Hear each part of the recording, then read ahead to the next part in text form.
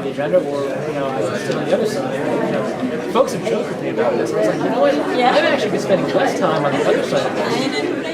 And we're trying to get that piece of coffee.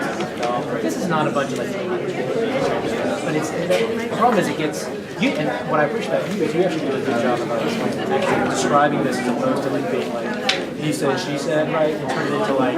Read the ethics reminder to the board. We will take public comment.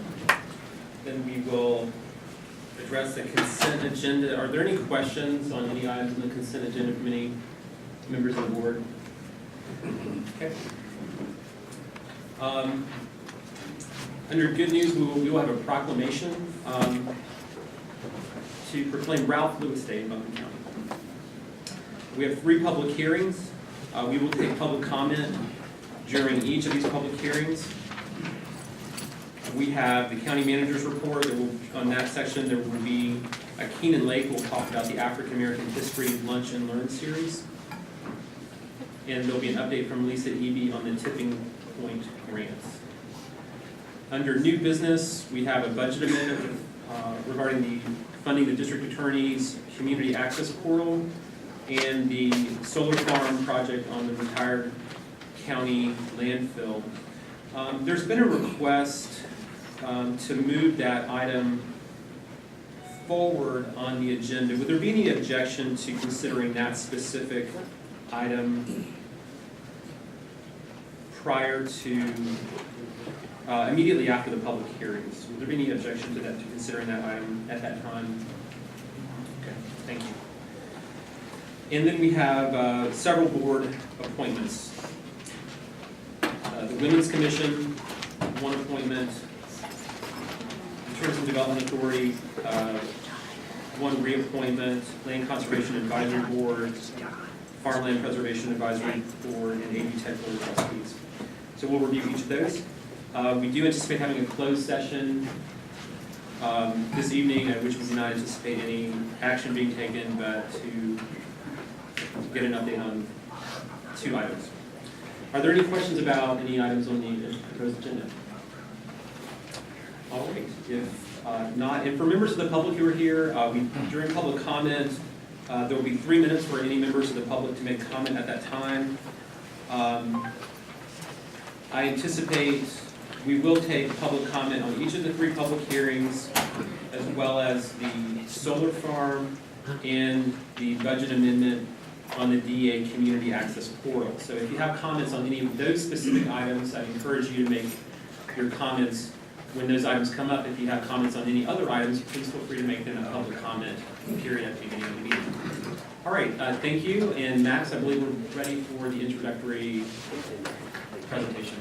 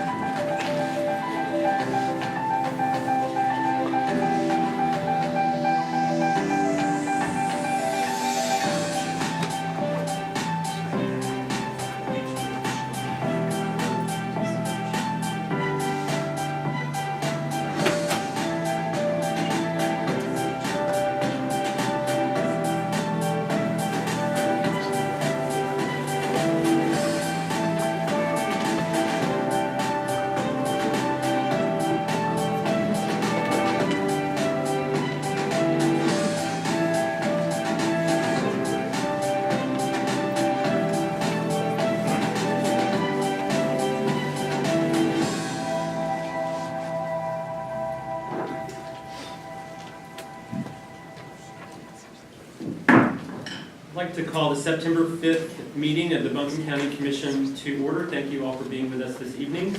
We'll begin our meeting with the Pledge of Allegiance, followed by the invocation. Please rise and join me in the pledge.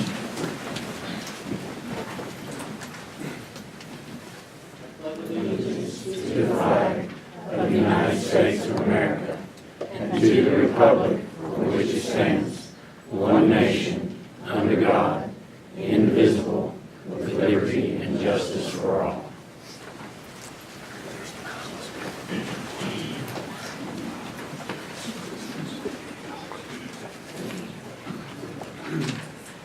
As we gathered this evening, I know all of us continue to hold in our hearts those in Texas and Louisiana who are recovering from the vestiges of flooding and other damage brought about by Hurricane Harvey. Even as we remember the victims of Harvey, we're also aware of another Hurricane Irma, now a Category 5 storm that is approaching the Caribbean and southeastern coast of the United States. Let us keep these folks in our hearts, those who begin the process of rebuilding their lives, and those who find themselves braced for the impact of another potential storm. Let us also remember the first responders from local, state, and federal agencies, and the many hundreds of regular citizens who have helped their neighbors during this time of crisis in our country.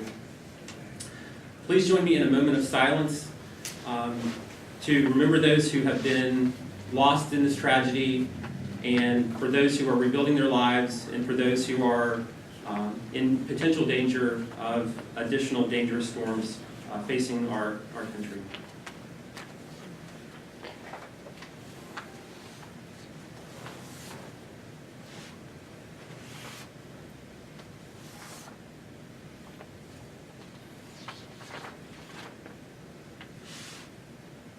Thank you. I would like to read the ethics reminder to the Board of Commission. In accordance with the Code of Ethics adopted by this board, all county commissioners have a duty to obey all applicable laws regarding official actions, to uphold the integrity and independence of the office, to avoid impropriety in the exercise of official duties, to faithfully perform the duties of the office, and to conduct the affairs of the governing board in an open and public manner. Is there any item on the agenda, the outcome of which will have a direct, substantial, and readily identifiable financial impact for any board member? And does any board member have a financial interest in any public contract coming before the board today? As I have when we have addressed this topic previously, I would like to disclose that I work in the solar energy industry. We will be considering the development of a solar farm project on the retired county landfill at the meeting tonight. But none of the businesses that I have an interest in will have any role in the development or installation or operation of this project. And for that reason, I believe I do not have a financial conflict of interest. I'm going to ask the attorney to confirm that. That's correct. Thank you. All right, seeing no others, all board members have a duty and obligation to vote on all items that come for a vote of the board this evening. We're now to our public comment period. The time limit for individual comment to the board is 3 minutes. If your time expires, you may leave any question along with your name, address, and phone number with the county manager. Board members are not expected to comment on any matters during public comment. This is your time to speak to us. The board reserves the right to deny public address on any subject that's been previously presented to the board at the same meeting. And before we move on, I want to mention that Kathy Hughes, the county clerk, is at a conference in the western United States today, and for that reason we have Michael Frew sitting in for Kathy tonight to help us out in that role. Michael, thanks for doing that. All right. Are there any members of the public who would like to address the commission? Please come up, and BJ, you can be next.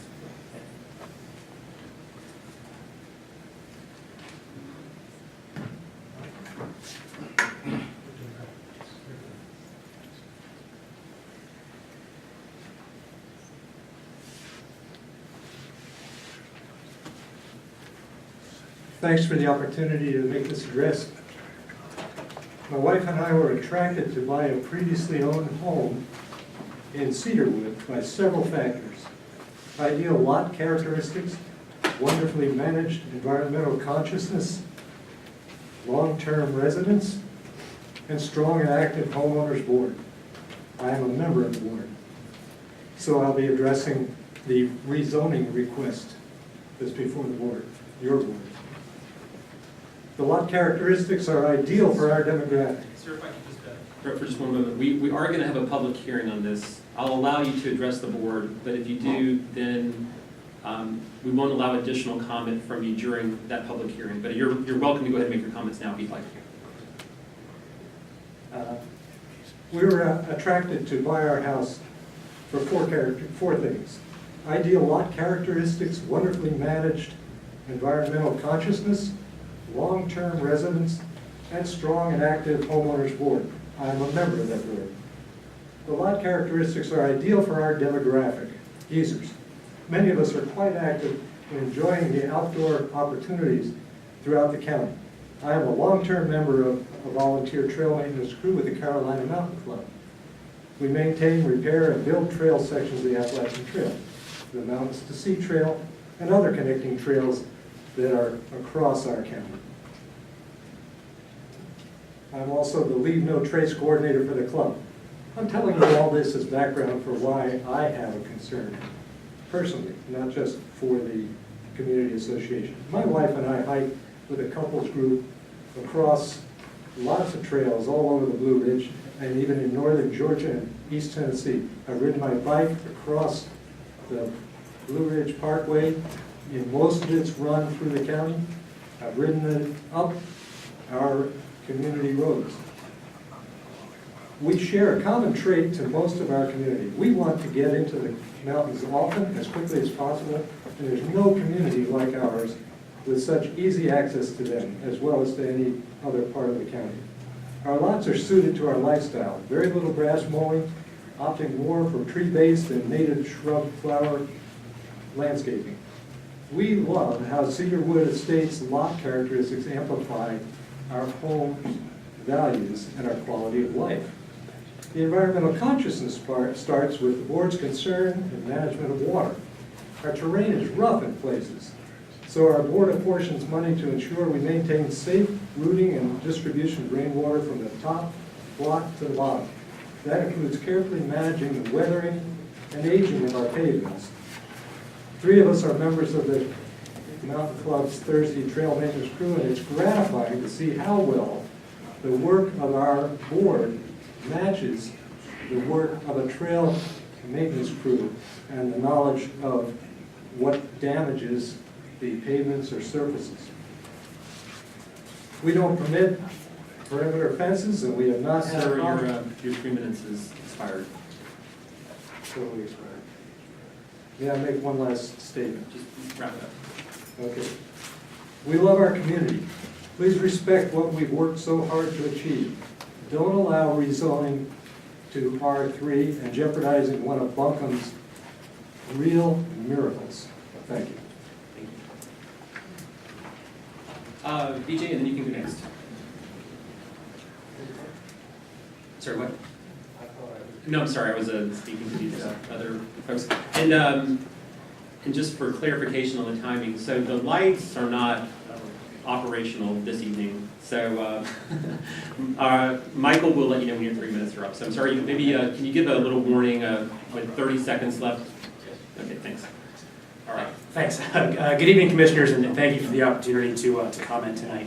My name is Vijay Kapoor, and I live in South Asheville. I'm here on behalf of residents who live along Overlook Road to provide you with an update on the proposed development and also to invite you all to a town hall meeting with the developer and the public next Wednesday, September 13th from 6 p.m. to 8 p.m. at Coons Intermediate School. As you might know, a new developer has proposed a 98-home subdivision on 25 acres off Overlook Road. We found out about this new application not because the developer or his team told us, but because a resident called the county on a different issue and just had the sense to ask, which didn't do a whole lot for our trust. The developer has told us that he expects the homes to be in the 2,000 to 3,000 square foot range and cost in the low 400,000s, depending upon the result of a market study. As designed, the subdivision will require clear-cutting 25 acres of forest and its main entrance on a blind curve on Overlook Road directly across from Westwood Road. Because of the terrain, the developer himself stated that he would need to do significant grading, in some places as much as 30 to 35 feet. That's between 3 and 4 stories, and we're on the, just to give you some context, we're on the 3rd floor here. Residents are very concerned about traffic, about safety, about the appearance of the proposed development, and about stormwater. Independently, we've had people in the development community review these plans. In the development community, folks who are usually I'm on the other side of, review these plans, and they've expressed similar concerns. They believe that because of the steep terrain, the grading will be much more difficult than this developer, who is from Greensboro and who hasn't developed anything in Asheville, realizes. This type of subdivision really requires, you can see it here, it's a bunch of cul-de-sacs, requires land to be flat, which is why we see it a lot in Charlotte and Greensboro, but very little in Asheville. As these developers have told me, there's a reason why this area hasn't been developed yet. I also want to make you aware of some of the frustrations that residents are having. Most of them live in the city of Asheville, where this development, as designed, likely would not be able to be built. The city of Asheville would have required a traffic study for it as part of the approval process. The county doesn't for some reason, and we've contacted the DOT to ask for one. The city of Asheville would have required the developer to meet with residents. The county doesn't. This piece of property is surrounded by the city of Asheville, but yet the development rules for it are much less strict simply because it's in the county. For those of us who live on the border of the city and the county, this situation is a perfect example of how the county and the city need to be coordinating their development policies for land on the borders. And we hope this experience, and we know many of you have received a lot of emails, Commissioner Belcher and Presley in particular, we hope this experience will jumpstart that coordination. So I appreciate your time, I appreciate your patience. We hope to see you next Wednesday, September 13th from 6 p.m. to 8 p.m. at Coons Intermediate for the town hall. Thank you all.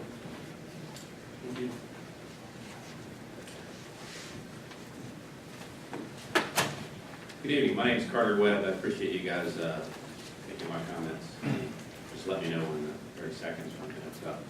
I live on Westridge Drive. I won't speak to the same type of development that we're talking about. Westridge is just off of Overlook Road in South Asheville.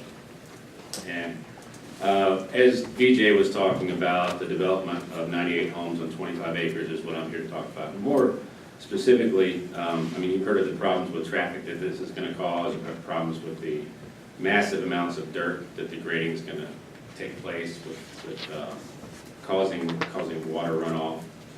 But like I said, I'm here today to discuss my concerns with the proposal to match up to Westridge Drive, which is Westridge starts at Overlook Road and then goes to Springside Drive. So a lot of people use Westridge Drive as a cut through. The speed limit on my road where I live on Westridge is 25 miles per hour, but many cut through the road to get through Springside. Recently, the city of Asheville approved a traffic calming measure project on Westridge Drive to install 8 speed humps on the road. So there's obviously a concern with the speeding problems on Westridge. The proposal for the development, it matches it up with Westridge, which will increase the traffic. I've got 2 children, and because of the problems with the speeding on the road, I hesitate to allow my children to play on Westridge Drive without adult supervision. I'm also concerned every time I back out of the driveway for getting hit because I'm right around the curve on Westridge Drive. The overlook project will cause a significant increase in traffic on my road if the proposal moves forward. Also, along the construction of this project, during the construction of this project, I anticipate that many trucks will use the road to avoid the traffic on overlook, the trucks that are doing the development, whether they're grading or whatever they're doing. A group of us met with a developer last week, and I expressed these concerns directly to him. I suggested he make it so the residents that come out of his development are forced to either turn right or left onto overlook, and they can't go straight. He assured me that he heard me. I'm not sure what that means, but I really think as elected officials, we need to take a look at this closely. The changes that they're proposing will have damaging effects on the area for generations to come. As VJ mentioned, we have a town hall meeting next Wednesday, September 13th from 6 to 8 at Coons Intermediate, and I would strongly encourage you guys to attend. I really appreciate the time to express my concerns. Appreciate it. Thanks. All right, Mr. Rice, and anyone else? All right, Mr. Rice, you'll be the final one. Listening.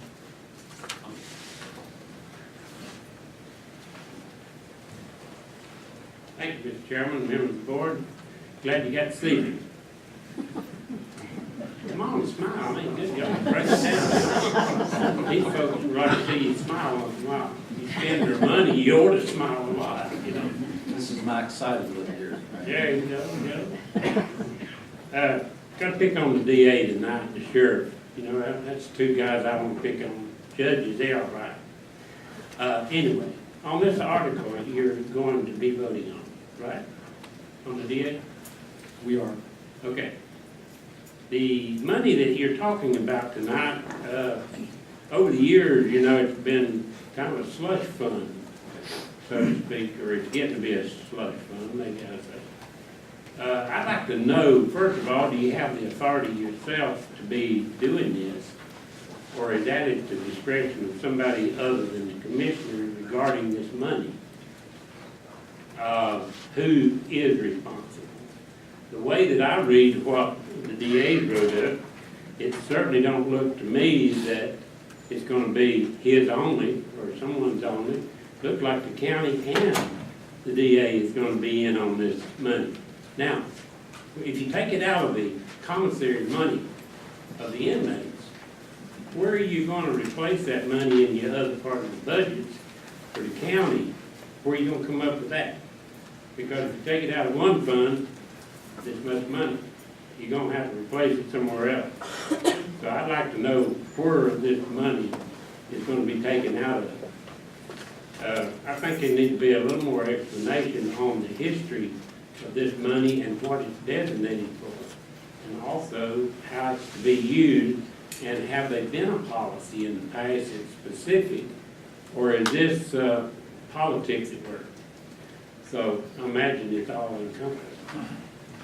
But anyway, I think I'd like to see some clarification on this for voting on whose authority it is and whose money it is. Okay, thank you. Thank you. We will take public comment on that issue when we come back up to it. I'll ask Mr. Rice not to comment again, since we. Wait a minute, you didn't tell me that to start with. Sorry, what? You didn't tell me that to start with. Yes, I did. Yes, No, I you did. didn't. I actually did specifically say that, so. All right, consent agenda. Are there any questions on any items on the consent agenda, or is there a motion to approve? There's a motion and a second. Further discussion? All in favor? Please say aye. Aye. Any opposed? All right, thank you. It is approved. All right, the next item on our agenda is a proclamation of Ralph Lewis Day in Buncombe County. And Commissioner Belcher asked us to have this on the agenda, and I'm really glad that you did. And we've got a proclamation that Commissioner Presley is going to present. I know we have a lot of members of the family who are here with us. So Commissioner Presley, I'd like to ask you to come forward on our behalf and present the proclamation. I'd like to ask friends and family who are with us to please join Commissioner Presley at the podium. And I'd also just like to say that, you know, I know I'm just one of thousands of people in Buncombe County who were really touched by life and the musical gifts. And was honored to have Sons of Ralph play at my the party we had at the evening before my wedding. It was a really special part of that, and then they just you guys touched so many lives. So I'm really honored to have you with us this evening, and appreciate Commissioner Presley presenting this proclamation.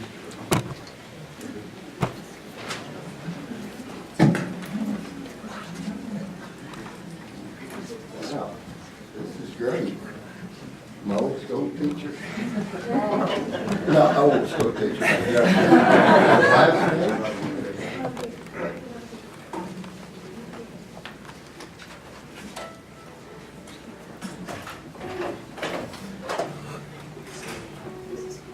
The County of Buncombe proclamation for Ralph Lewis Day. Whereas Ralph Lewis was born on April 25th, 1928 in Madison County, and raised as a musical family where he picked up the mandolin and the guitar at an early age and began traveling with his brothers playing music. Whereas Ralph Lewis was not born in Asheville, but settled here after the military service and started the Lewis Refrigeration Company based in Candler. Whereas Ralph led his own band before serving in the U.S. Navy. Later he became one of the Bluegrass Boys for Europe, Japan, and the U.S. and appearing regular on the Grand Ole Opry. And whereas in his later years and up to his death, Ralph Lewis was one of the sons of Ralph playing with his sons Marty and Don. And whereas Ralph Lewis passed away August 5th, 2017 at the age of 89. leaving family and friends and the bluegrass legacy that will never be forgotten. And whereas it is said that Ralph Lewis adapted to both the high lonesome sound, bluegrass and rhythm, rock and roll, and that of his music sounded as if it was carved out of the mountains themselves. And this board wishes to honor the memory of Ralph Lewis in his legendary music career. Now therefore be it proclaimed by the Board of Commissioners for the County of Buncombe as follows. This is the board does hereby honor the memory of Ralph Lewis by declaring April 25th as Ralph Lewis Day in Buncombe County. That this proclamation be presented to the family of Ralph Lewis this 5th day of September, 2017. The Board of Commissioners for the County of Buncombe, signed Brownie Newman.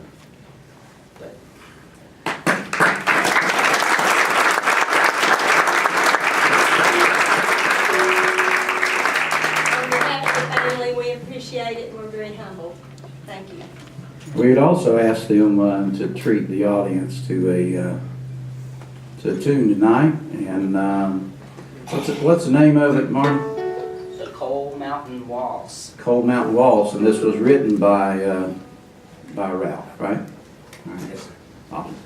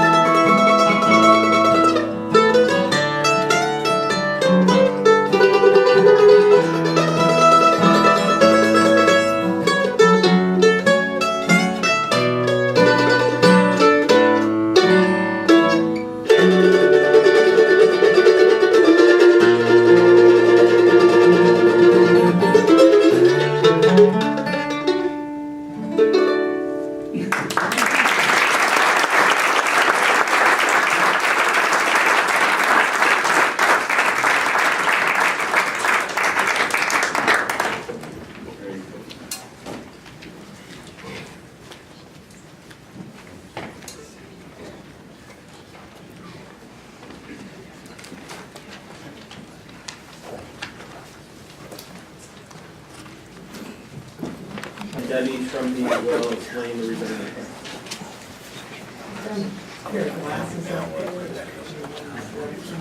Did someone leave a pair of glasses at the podium by chance?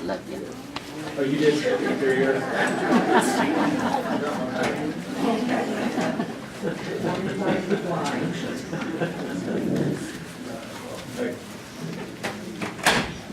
Mr. Chairman, members of the board, Brad Howell has applied to rezone an approximately 4-acre portion of tax lot pin 9667462555 from R1 residential to R3 residential. The property is located to the north and east of 50 Hemp Hill Road. The subject property is part of a larger vacant tract with portions zoned R1, R3, and CS. The tract has frontage on Charlotte Highway, but is currently accessed from Hemp Hill Mill Road. Of the two properties to the north of the subject, one is vacant and the other contains a manufactured home, and both are zoned R1. To the east, two properties are developed with single-family homes, and one is vacant, and all are zoned R1. The property to the south is vacant and is split zones CS and R3.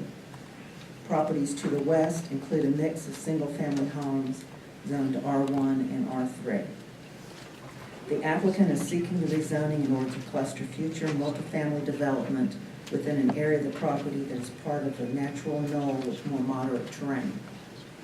The Planning Department recommends approval of the proposed rezoning as it is consistent with comprehensive land use plan. The 2013 update suggests multifamily development to be within reasonable proximity to major transportation corridors, within combined water and sewer service areas, outside of flood hazard areas, and outside of high elevations. This property is located along Charlotte Highway, can be served by public water and sewer, and is adjacent to the R3 zoning district. The planning board held a public hearing on this application August the 7th. 14 people spoke against the rezoning during public comment. The main concerns were access, density, visibility, traffic, landslide potential, and incompatibility with surrounding single-family development. The planning board found that the proposed map amendment is not consistent with the land use plan, is not reasonable nor in the public interest due to steep slopes, moderate hazard slope stability areas, and the surrounding single-family development, and recommended denial of the rezoning in a vote of 7-0.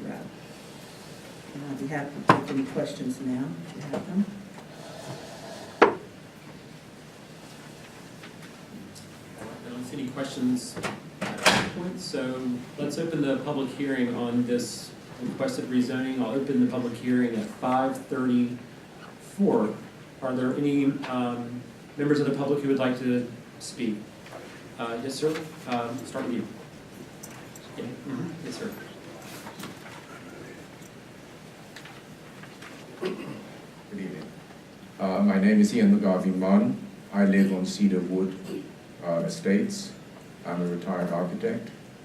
I find the idea of 4 large buildings at the top of that hill to present a very ugly prospect.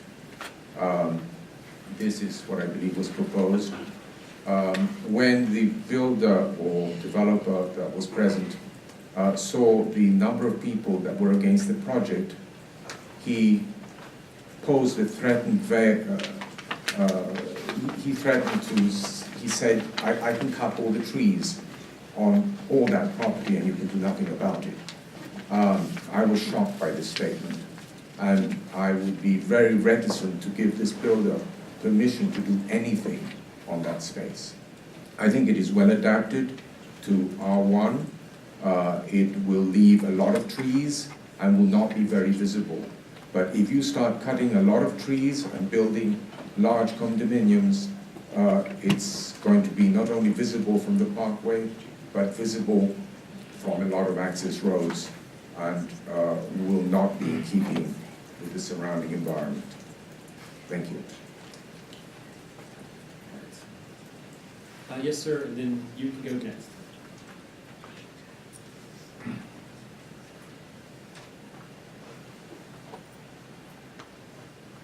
Good evening. My name is Tracy Dotson. My wife Lorraine and I live at 34 Hemp Hill Knoll Road, which is a property which borders the lower western boundary of the subject property all the way down to Charlotte Highway.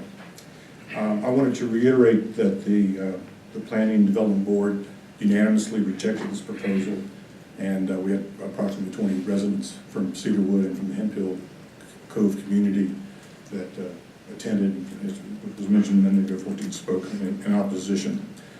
Hemp Hill Cove is an established community of single-family residences, and we oppose the encroachment of multifamily housing into this established neighborhood. Homes such as the log cabin that my wife and I live in go back to the 1950s and 1930s, and this is an established neighborhood.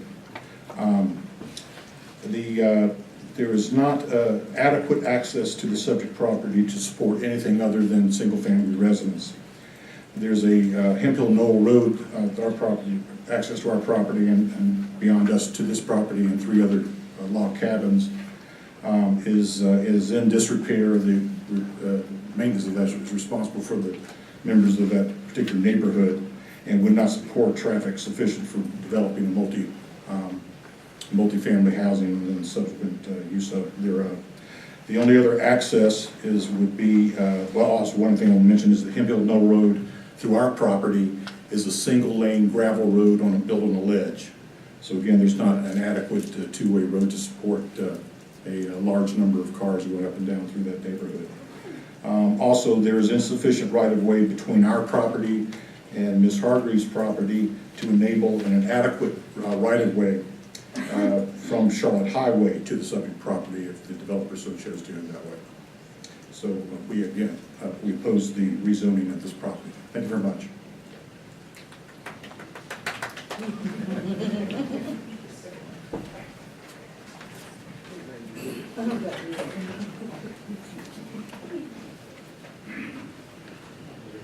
All right.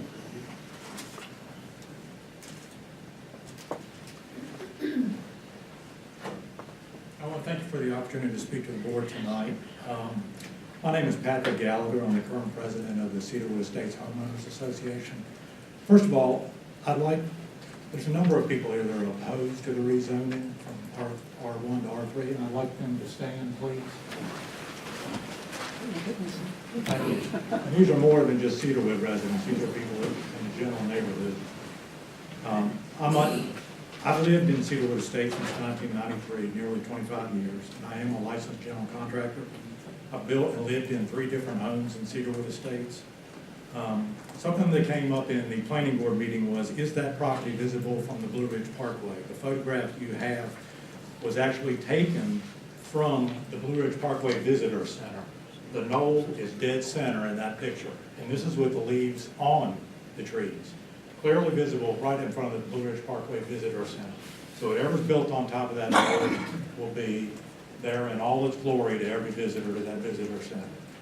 The second page is actually a Google map which shows the line of sight from the visitor center across the Blue Ridge Parkway. The yellow arc line is the Blue Ridge Parkway. It's also visible from the Blue Ridge Parkway, especially during the winter when the leaves are off of the trees. And that's about a 2/10 of a mile distance. So I just wanted that to be clarified. Also, the stormwater management is a very significant concern. It's not a one-time event where you add a few drains and a couple of culverts. It requires a good plan, constant monitoring and maintenance, and continued financial funding to make sure it is maintained. Erosion and silt runoff is very dramatic and has very dramatic and negative effects on our streams and rivers and to anybody who's downhill. A dense R3 development would mean a lot of rooftops and parking lots collecting and concentrating water and sending it downhill for somebody else to deal with. As stated, the subject property borders directly on the Cedarwood Estate Homeowners Association, a couple of our properties within that association. Our HOA covenants are very restrictive, require a very low impact to the environment. Our lots are all 3/4 to 1 acres. You are not allowed to remove any trees that are more than 15 feet away from the house. So essentially the entire neighborhood is wooded and remains wooded. Even with that, the entire time I've been living in Cedarwood Estates, stormwater management is a constant concern and requires constant maintenance and funding. We also have very restrictive governance regarding regulations regarding pets that must be on leashes, picking up, bagging, and disposing of pet waste, general cleanliness of the neighborhood, limiting of noise, barking, that includes barking dogs. These are the types of things that cross borders. Your time's up. I'm sorry. That's okay. Thank you. Thank you very much. Thanks for the opportunity. Yes, ma'am.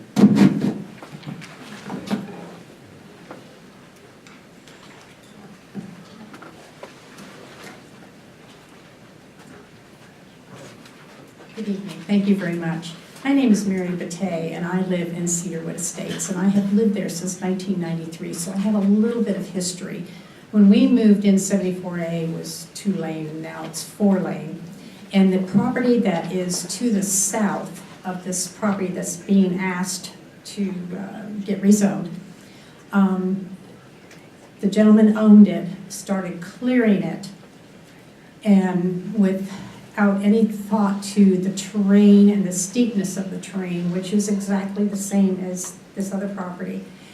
And we had a major rainstorm, and all that property ended up down in the middle of 74A. This is a major concern of mine, especially since there's homeowners that live in front of that they start destabilizing that hill, it's going to end up in their backyards. So I do have a major concern. I really wish that you, hope that you will follow the direction of the planning board and reject this. Thank you.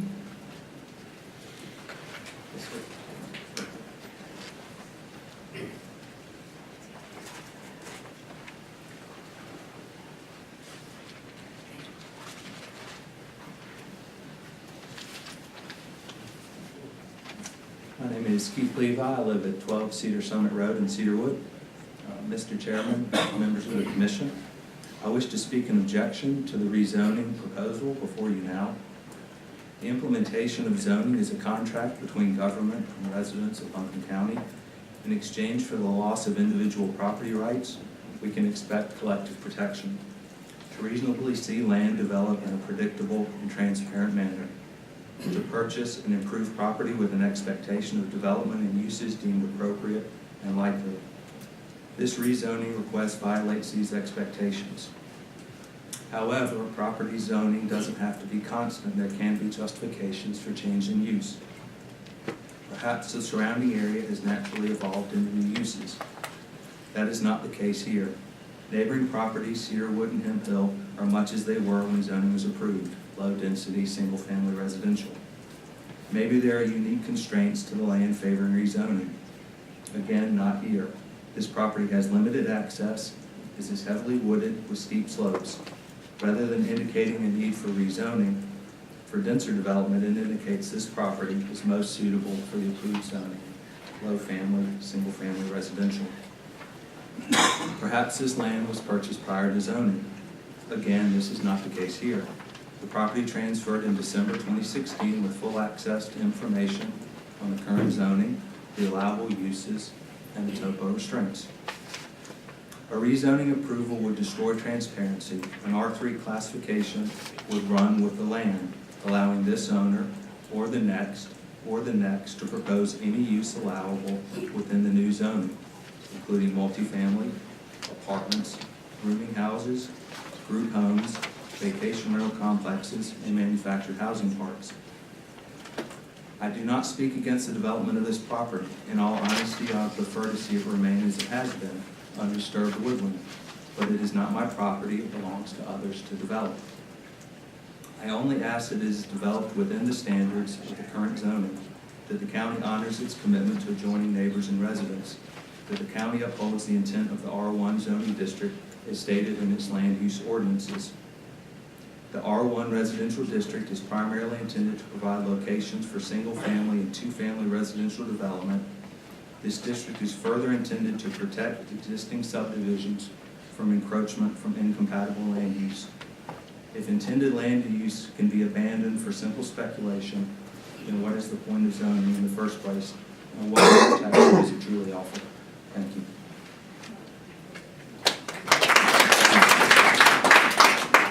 I'll ask that folks not applaud or otherwise comment on what other folks are commenting. Thank you. Yes, sir.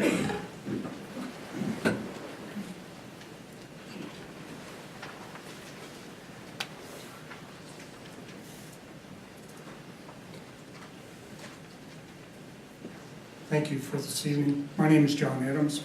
I live in Cedarwood Estates. I just have a simple thing I'd like to point out to you.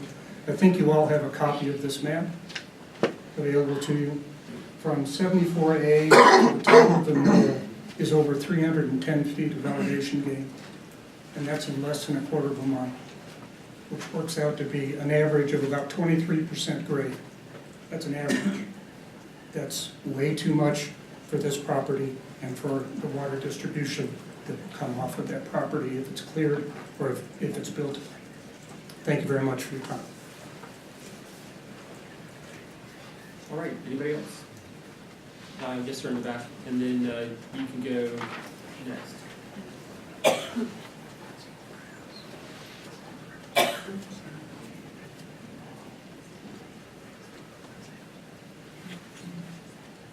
Good evening. My name is Chris Subsick. I live in Cedarwood Estates. My concerns with this are a little bit different than other people's. Just a little bit about me. I have been developing cities, states, and countries across the world, dealing with economic development. Now, the issue I have with this is that for Asheville, there are two major entities which allow for this city to grow and for Buncombe County as a whole to grow. These are the trees and the mountains. When you take these away, you will lose your tourists and you will lose the people who come here to retire. Now, I ask how many of the people here today came to Asheville and saw the trees and the mountains and fell in love with the county as I did. Probably most of us here.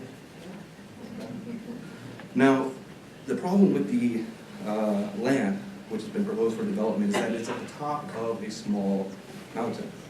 This is clearly visible from both Blue Ridge Parkway, the visitor center where every tourist goes, the intersection of I-40 and I-240 as well, which most tourists and people who come here to be able to decide whether or not they would like to live here full-time will be going through.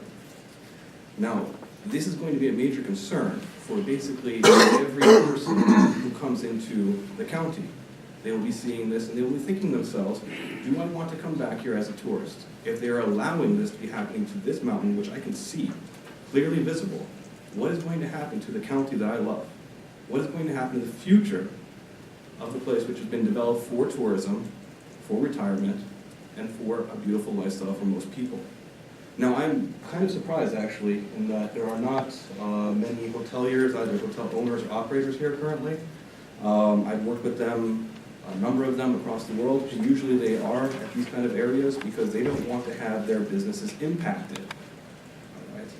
Now, I think you will see this, as this goes forward, with several hoteliers coming up and telling you they don't want their businesses impacted. Okay?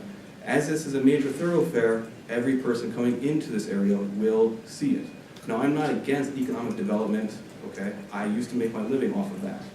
But it needs to be proper economic development, which has been thought through, which the the developer has no plan yet. All right?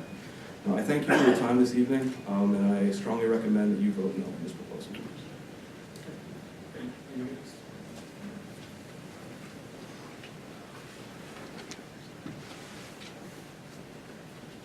Hello.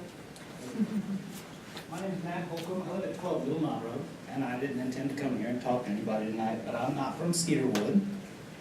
They're up here, I'm down here at the bottom.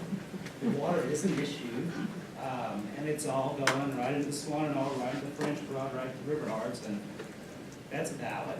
I see that. At the same time, I've been here 10 years. We've owned our house in Asheville for 10 years, and we moved here because I used to love to drive into Asheville.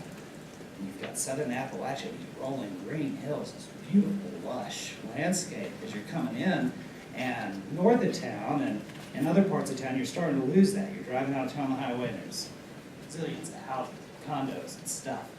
And Fairview hasn't done that yet. And the parkway's right there, and you are driving out, and you still have this green, just beauty coming down. And that's why people come here. And like I said, I didn't intend to say anything, but as we start talking, that's why I came here.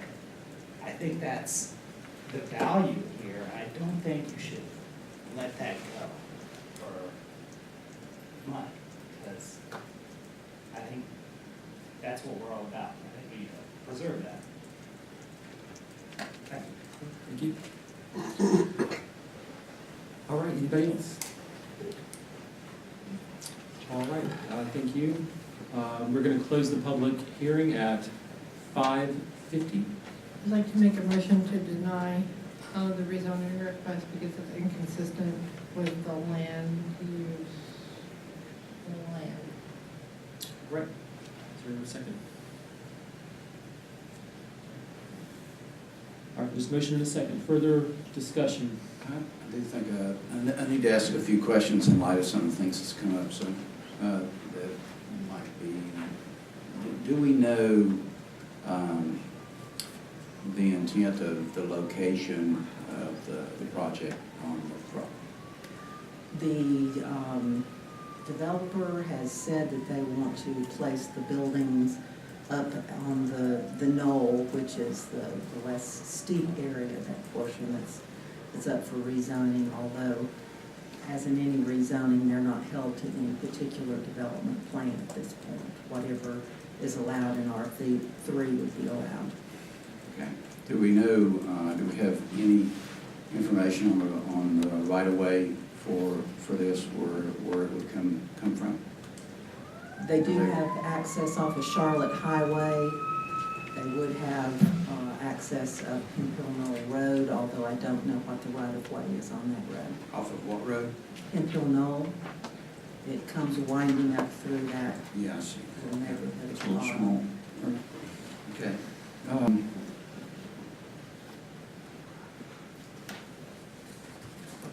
Also, if they did build there, would you comment on stormwater and how the county handles that? Well, they would have to submit a development plan for stormwater with the calculations on the amount of water, and it's required to be kept. The runoff is required to be at pre-development levels, so they would have to install stormwater controls in order to do any development up there. Okay. Also, there was a comment regarding clear cutting that would the county allow that on that property? Yes. They would? Mhm. Could clear cut the entire property? Yes, it's not in a steep slope or protection. Okay, I'm going to, what was your motion? To deny it. To deny it. I'm actually going to support the motion for, because the R1 has been there for a long time. And I understand people being surprised about that. I'm not totally against the developing that, but this is not necessarily a really good site for that. But I think there's been people mentioned about somebody owned that and somebody sold that. So we have to always take that into consideration when someone's asking for a rezoning. As you said, the developer was out of Greensboro that purchased this property. Is that correct? I'm not sure where they're out of. And they have an opportunity to come back to us in a year? Is that right? If they decide to change some other type of development? If they change the application, that would be changing the area to be rezoning or the district that they're requesting. They could come back within a year. Otherwise, the same application couldn't come back for a year. Okay, all right, thanks. We have a motion and a second. We do. It was seconded by Commissioner Fryer. Any other comments or questions? There's been a lot of people speaking, and one gentleman that spoke basically put it out pretty clear. He's not against building into somebody else's property, but they bought the property as an R1. And, you know, if you do the single family, but now you're stepping into a different realm. The gentleman supposedly bought it in December. Here's not even a year, but look how many people showed up tonight that are against it. I'd like to know where the developer's at that wants to do this. And for that reason is why I second this motion to deny it. So, thanks. All right, all in favor of the motion, please say aye. Aye. All opposed to the motion? Motion passes 7-0. All right. The next item on our agenda is a text amendment, Chapter 78. Jesse Gardner and Debbie Trumpy will also explain this request.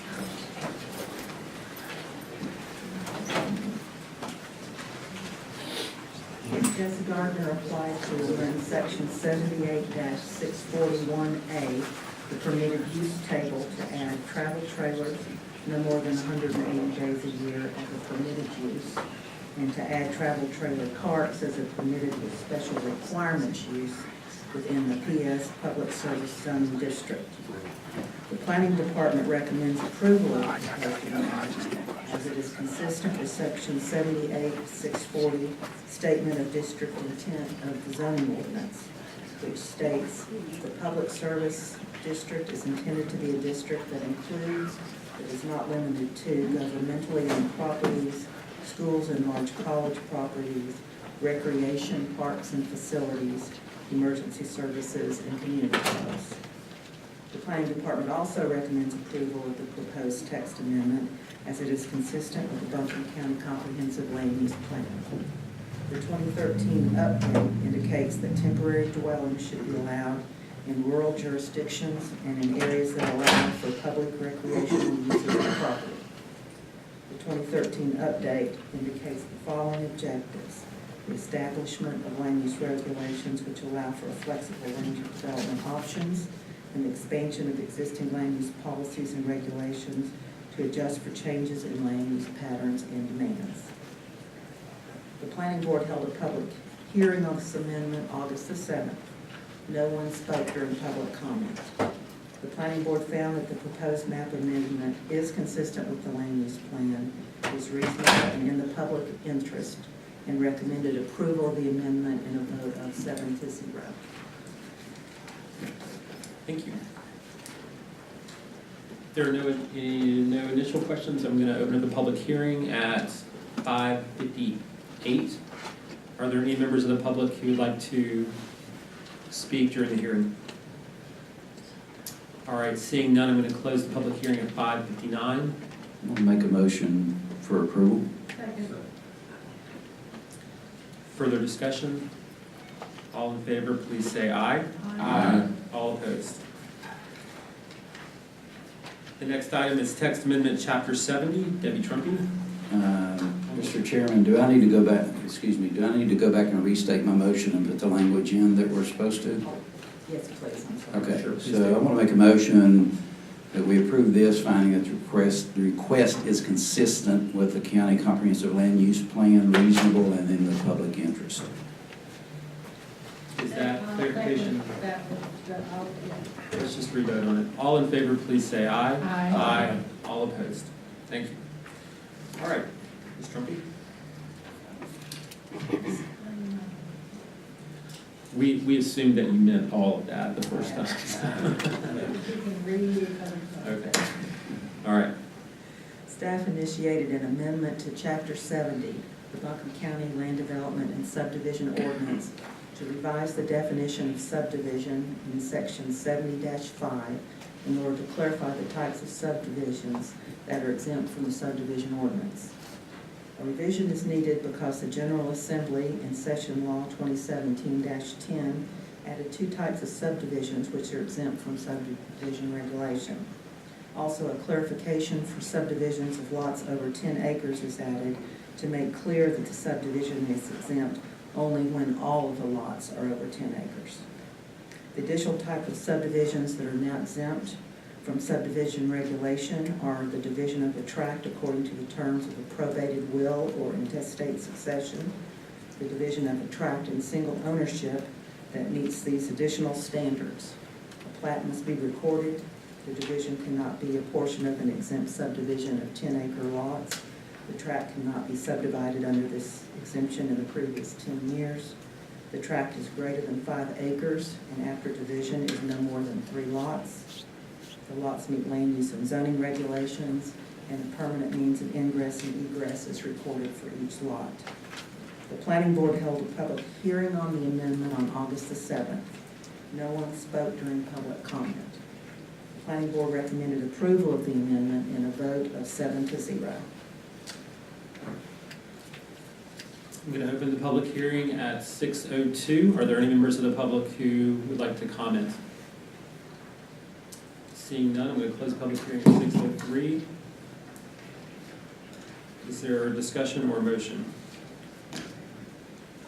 I'll make a motion to approve it, find that the request is consistent with the county comprehensive land use plan, reasonable and in the public interest. Further discussion? I do have one thing I want to mention that's in here, which I think is particularly good, is division of tract into parcels in accordance with terms of probate will. That's a new addition in there, correct? Yes. So that reduces some of the impact on families, which I thought that was, there's some other things in there I like, but particularly.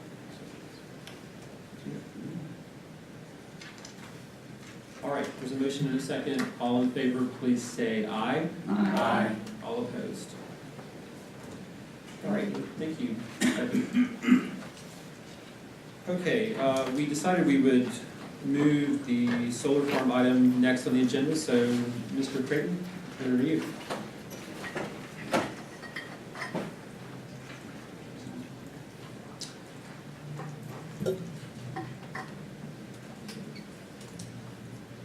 Chairman, board members, I'd like to talk to you all tonight about the possibility of putting a solar farm on the old abandoned landfill down in Woodford.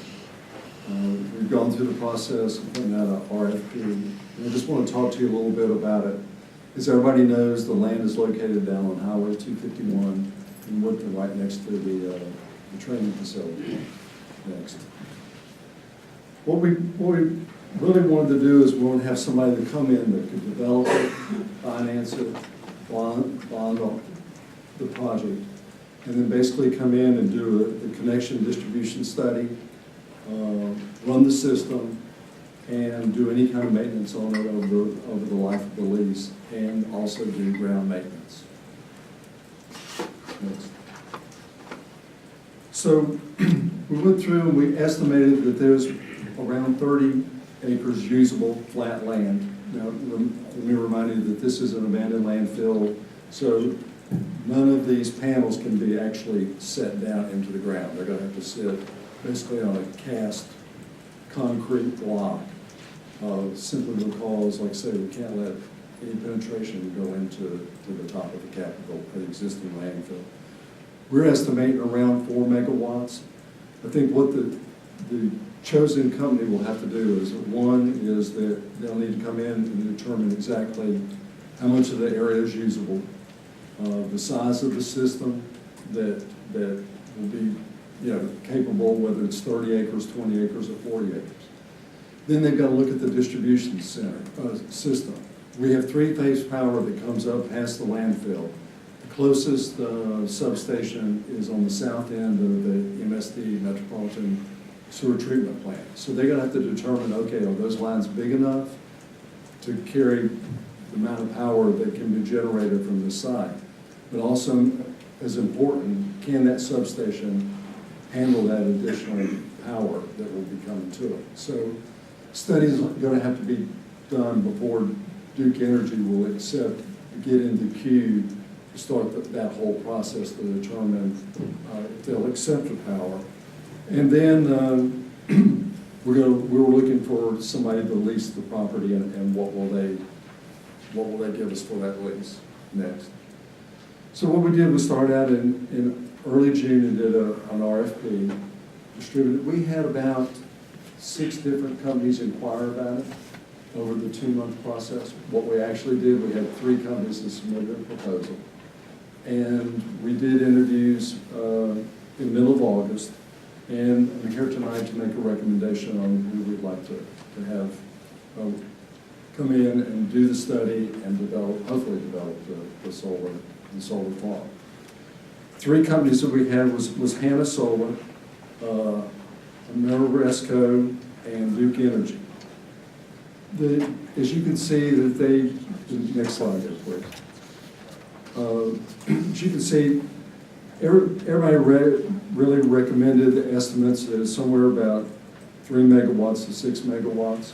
That will have to be determined as the study comes about and they actually get on the ground and do the survey and look at the distribution center and the substation.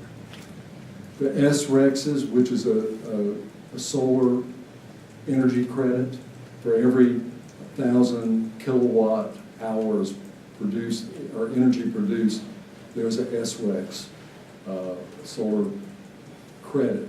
And you can sell those. That market right now is very, very flat. But, for the life of this, you never can tell. 20 years down the road, 10 years down the road, that market, it really depends on what Congress does and how attractive they make those REXs. We sold REXs at our current landfill with the gas generator down there. So, and the lease, basically Hannah said that they would give us a 20-year lease, $500 an acre that is usable with a 1% annual escalator. Ameriresco basically would not give us a lease cost at this point. There's a House bill that just got passed, 559, and they really wanted to study that bill more. And then Duke Energy came in and said that they'd give us a 25-year lease, $700 an acre, and also that they would extend for 3 additional 5-year periods. So And Duke would also come back and let us do the maintenance and reimburse us for that maintenance. So given that, in the staff's mind, Duke Energy made the best proposal, obviously $700 an acre. The life of that lease being up to 40 years, and then letting us do the maintenance and they reimburse us, I think was attractive to me because, one, we're currently doing maintenance and mowing at the old landfill. But if there's a problem with abandoned landfill, we want to jump on it right away. We don't want that problem to escalate into something more serious. So tonight I'd like to propose that we allow staff, or you allow staff, go ahead and start negotiating with Duke Energy to do a solar farm at the old liquid landfill. If you've got any questions, I'd be more than happy to answer them. All right, thank you, John. Sounds Yeah, right. it's in the springtime.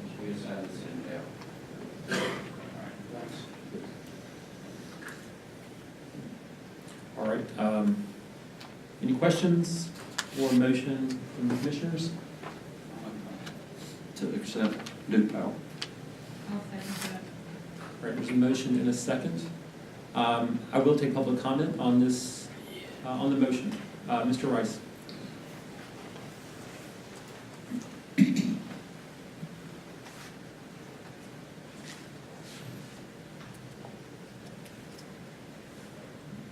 Thank you, Mr. Chairman, members of the board. My question on Duke, they're the big dog on the block. We know that they know more of the statistics than these other two.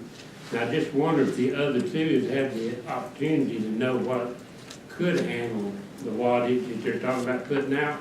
And if they don't, is it an unfair advantage for Duke to have this knowledge and they don't have it because the megawatts, you notice, goes from 6-something down to they wanting 4. Sure, they can give more money. They can give a better plan because they got all the money.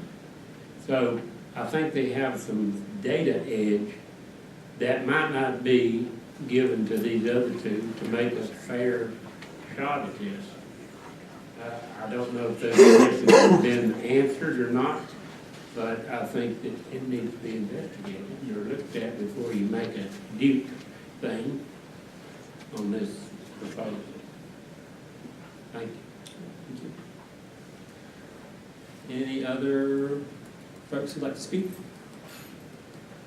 All right, thank you. So, John, you want to just talk us through the RFP process? Like, how did that work in terms of the information that folks had about the property and our interest in doing the project? Did anybody have more information than anybody else about the property that, or the project? I mean, obviously, in this day and time, you can Google anything, you can pull up topos. You know, I think the key is that the other two companies besides Duke are big solar companies. I mean, they do a lot of business. Hannah had done 19 projects in North Carolina and stuff. So I mean, they're good size. So they know the market. They know what they're willing to pay or not. And you know, some of these we learned have investors, and what they do is basically develop it and then they sell it off. And I think it's more important to us to try to keep, you know, the same vendor for the long term of the lease. It's in our best interest. If Duke wants to pay us $200 more an acre, I think that's correct. Thanks. Other questions or comments from the board?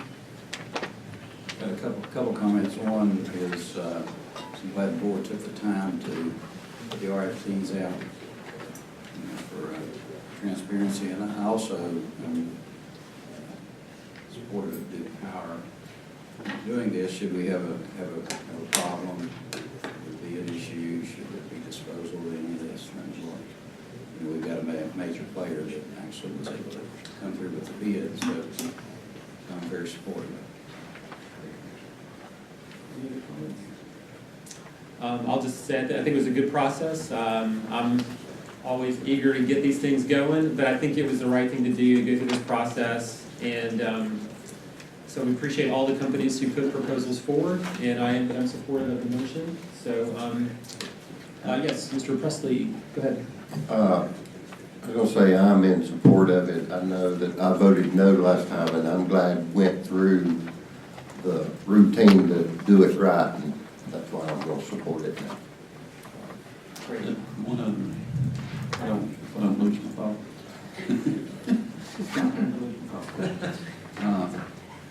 When the land, when they say the solar panels go down, is Duke going to be the disposer of the solar panels? We'll make sure that's in the contract without a doubt. I'll just add that I was also one of the commissioners who voted no earlier, and that was driven by wanting to see us go through this process. I'm very glad we have, and I feel like it sets a great standard for us moving forward to just do that kind of due diligence on any major project like this. So thank you all, and thank you county staff especially for taking the time to do this, and the various companies that bid on it. I'm excited to vote in favor of the motion this evening. All right, great. All in favor of the motion, please say aye. Aye. All opposed? All right, thank you, John. Okay, the next item on our agenda is the update on the African American History Lunch and Learn series, and Kenyon Lake is going to present this item for us. Thank you for being with us.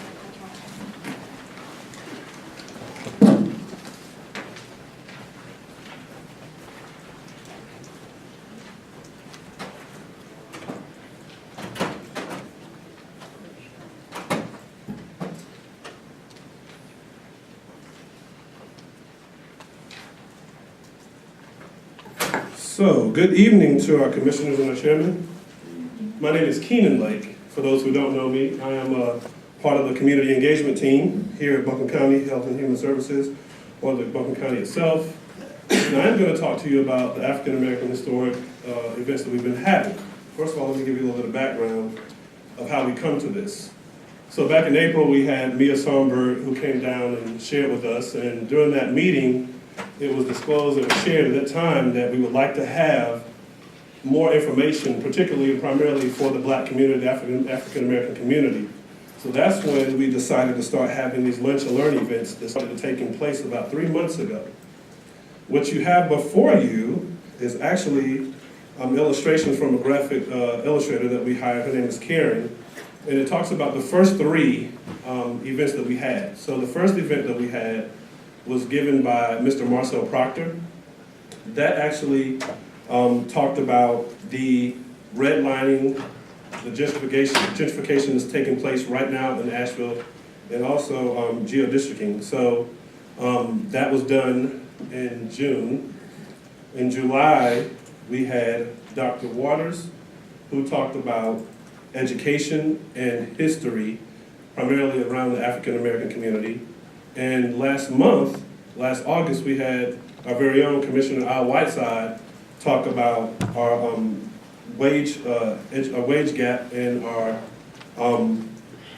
economic disparities.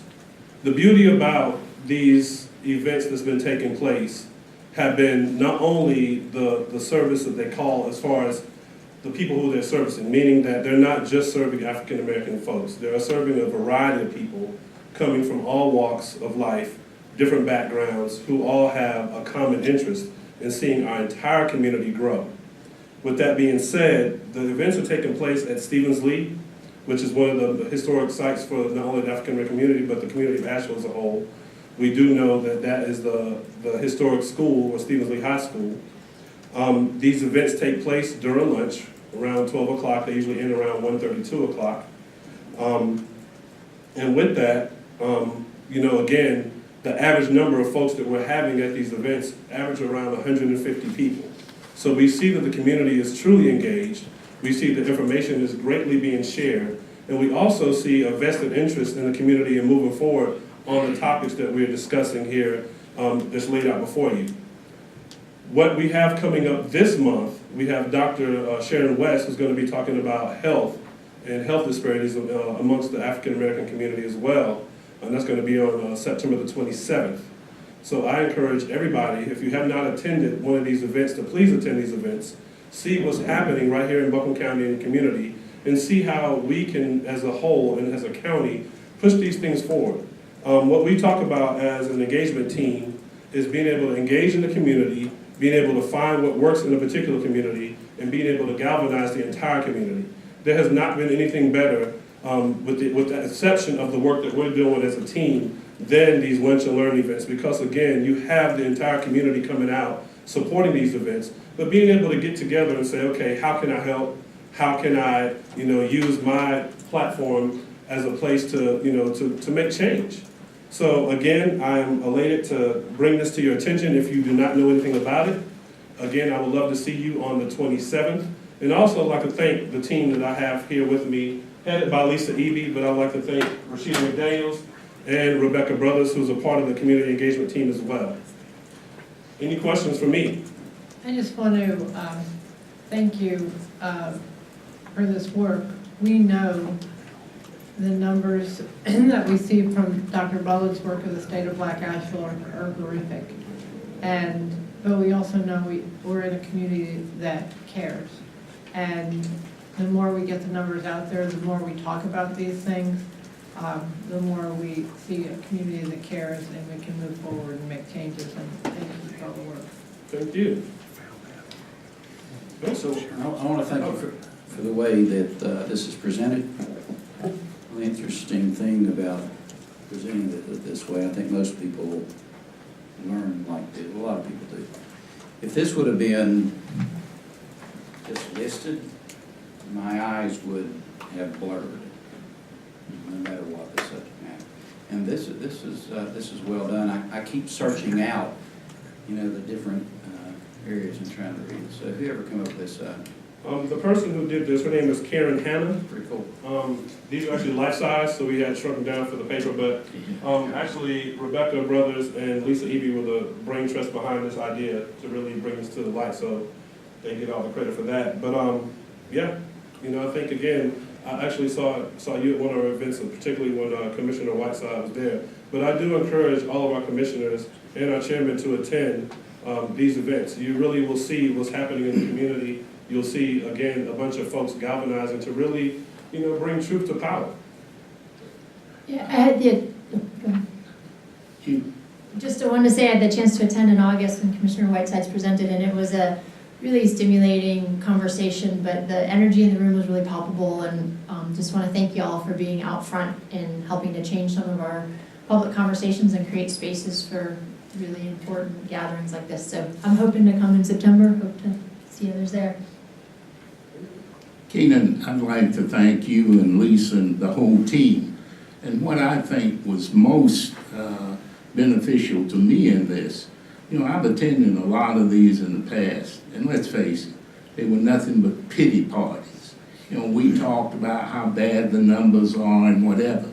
But with this, it was positive because we talked about we need to start to correct the problem. And, until you recognize the problems are here, that's fine, but we need to go forward in correcting these problems. And if you never start, you don't get there. That's what I like about this. Commissioner Whiteside, I think you're exactly right. What's been happening with our team has been exactly what you're saying. Not only are we having the conversations, but we're getting people at the table who want to do something about it, who want to, bring whatever expertise they may have, again, to kind of, be a solution to the problems that we're facing. So I think these are really, so what we're going to be doing, I think the last one that we plan to have is actually this September. Dr. West will be the last one, and then we're going to reevaluate and see, where do we go from there. Personally, I think this has been a dream come true, as a blessing as far as reaching people and being able to get the information out. If there's no other questions, thank you very much. Thank you. Thank you very much for being with us. All right, the next item is also Lisa Eby's on this one too. She'll give us an update on the tipping point grants. So the tipping point grants actually follow up very nicely. And can I have the PowerPoint, please, Cassie, on the work that Keenan and the team have been doing with the historical lunch and learns? Because the tipping point grants are another way that we as a community can actually do something about what we see in our community. The Lunch and Learn series came out of Marcel Proctor saying you can't go forward if you don't know your history. And so it was really about helping the youth, especially in our community, and those emerging leaders to really understand what had come before them so that they could do better going forward with the work that we're doing in our community. So that was the series, and then the tipping point grants, and that does not look right. I don't know what happened, but it did look good. So the tipping point grants, just to remind you guys, are those came out of a 2-year grant that we got called Mobilizing Action for Resilient Communities. And we were given $150,000 for a 2-year period, $150,000 each year. And we were allowed to basically design whatever we wanted. And so part of what happened after a lot of research is we decided to go out in the community with these very small grants up to a $5,000 limit and say to people, what are you doing right now that's working, that you're excited about? And can we help give a little lift or amplify that effort? And so the initial tipping grants we sent out, I think you guys have heard me say this before, but we had over 80 applications that came in. And we, just as important about the ones that were funded were also the just understanding better what people were doing in our community. It was just a beautiful map of efforts in the community. And so we're going forward again in this next fiscal year, and we're opening up these grants starting tomorrow. We'll send out a press release. We wanted to make sure that you all were aware of it. We've streamlined the process. We've tried to make it easier, again, for just ordinary citizens across this county, in every nook and cranny, to come forward with ideas they might have about how they can build more resilient neighborhoods. And they're purposely meant to be only up to $5,000 so that we keep it to individuals. And these are people who have come together around something that really matters to them, that's really important to them, and that they're been able to galvanize their neighbors, and they're working together. And so those will go out again tomorrow. We have money in the purpose for this. We're going to go out and hope to, in the first round, fund 10 to 12 grants. And that's partially because we want the community engagement team to continue working with those individuals who are funded, and we can provide support as they're doing that work. So I'm happy to answer any questions that you have. We hope that the commissioners will get the word out to your constituents as well. These should be funded throughout the county. So I hope that you'll look around your community and see if there are people or individuals that you think might benefit from these grants, and make sure that they apply, and they're welcome to call me or any member of the community engagement team. Thank you for the update. Any questions? No, just thanks for a great team. You guys are awesome. They've been hard at it. We were a little surprised when those lunch and learns took off like they did, but delighted. So, thank you so much for your support. Thanks so much, guys. Appreciate it. All right.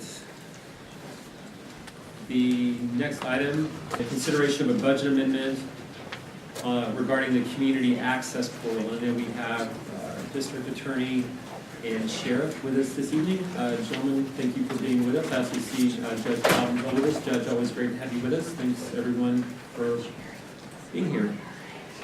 And turn it over to Jay and our sheriff to get us kicked off on this. Good evening, Commissioners. Good to be here with you. I just want to kind of lighten the room a little bit when Jerry said slush fund. That's actually the reason why we're in here tonight, is because there's a budgetary process for spending inmate commissary funds, which means every dime that's spent has to run through the county commissioners, and they have to approve that budget amendment so that money gets in there so we can spend it. Basically, when you look at inmate commissary funds, there's a North Carolina General Statute 162-33 that gives sheriffs the ability to run inmate commissary in the jail. You go on a little further and you find in North Carolina Administrative Code 14J0801 to where it directs the sheriff that they must have a commissary to make those items available for snacks, extra food items, hygiene items, and things for the inmates.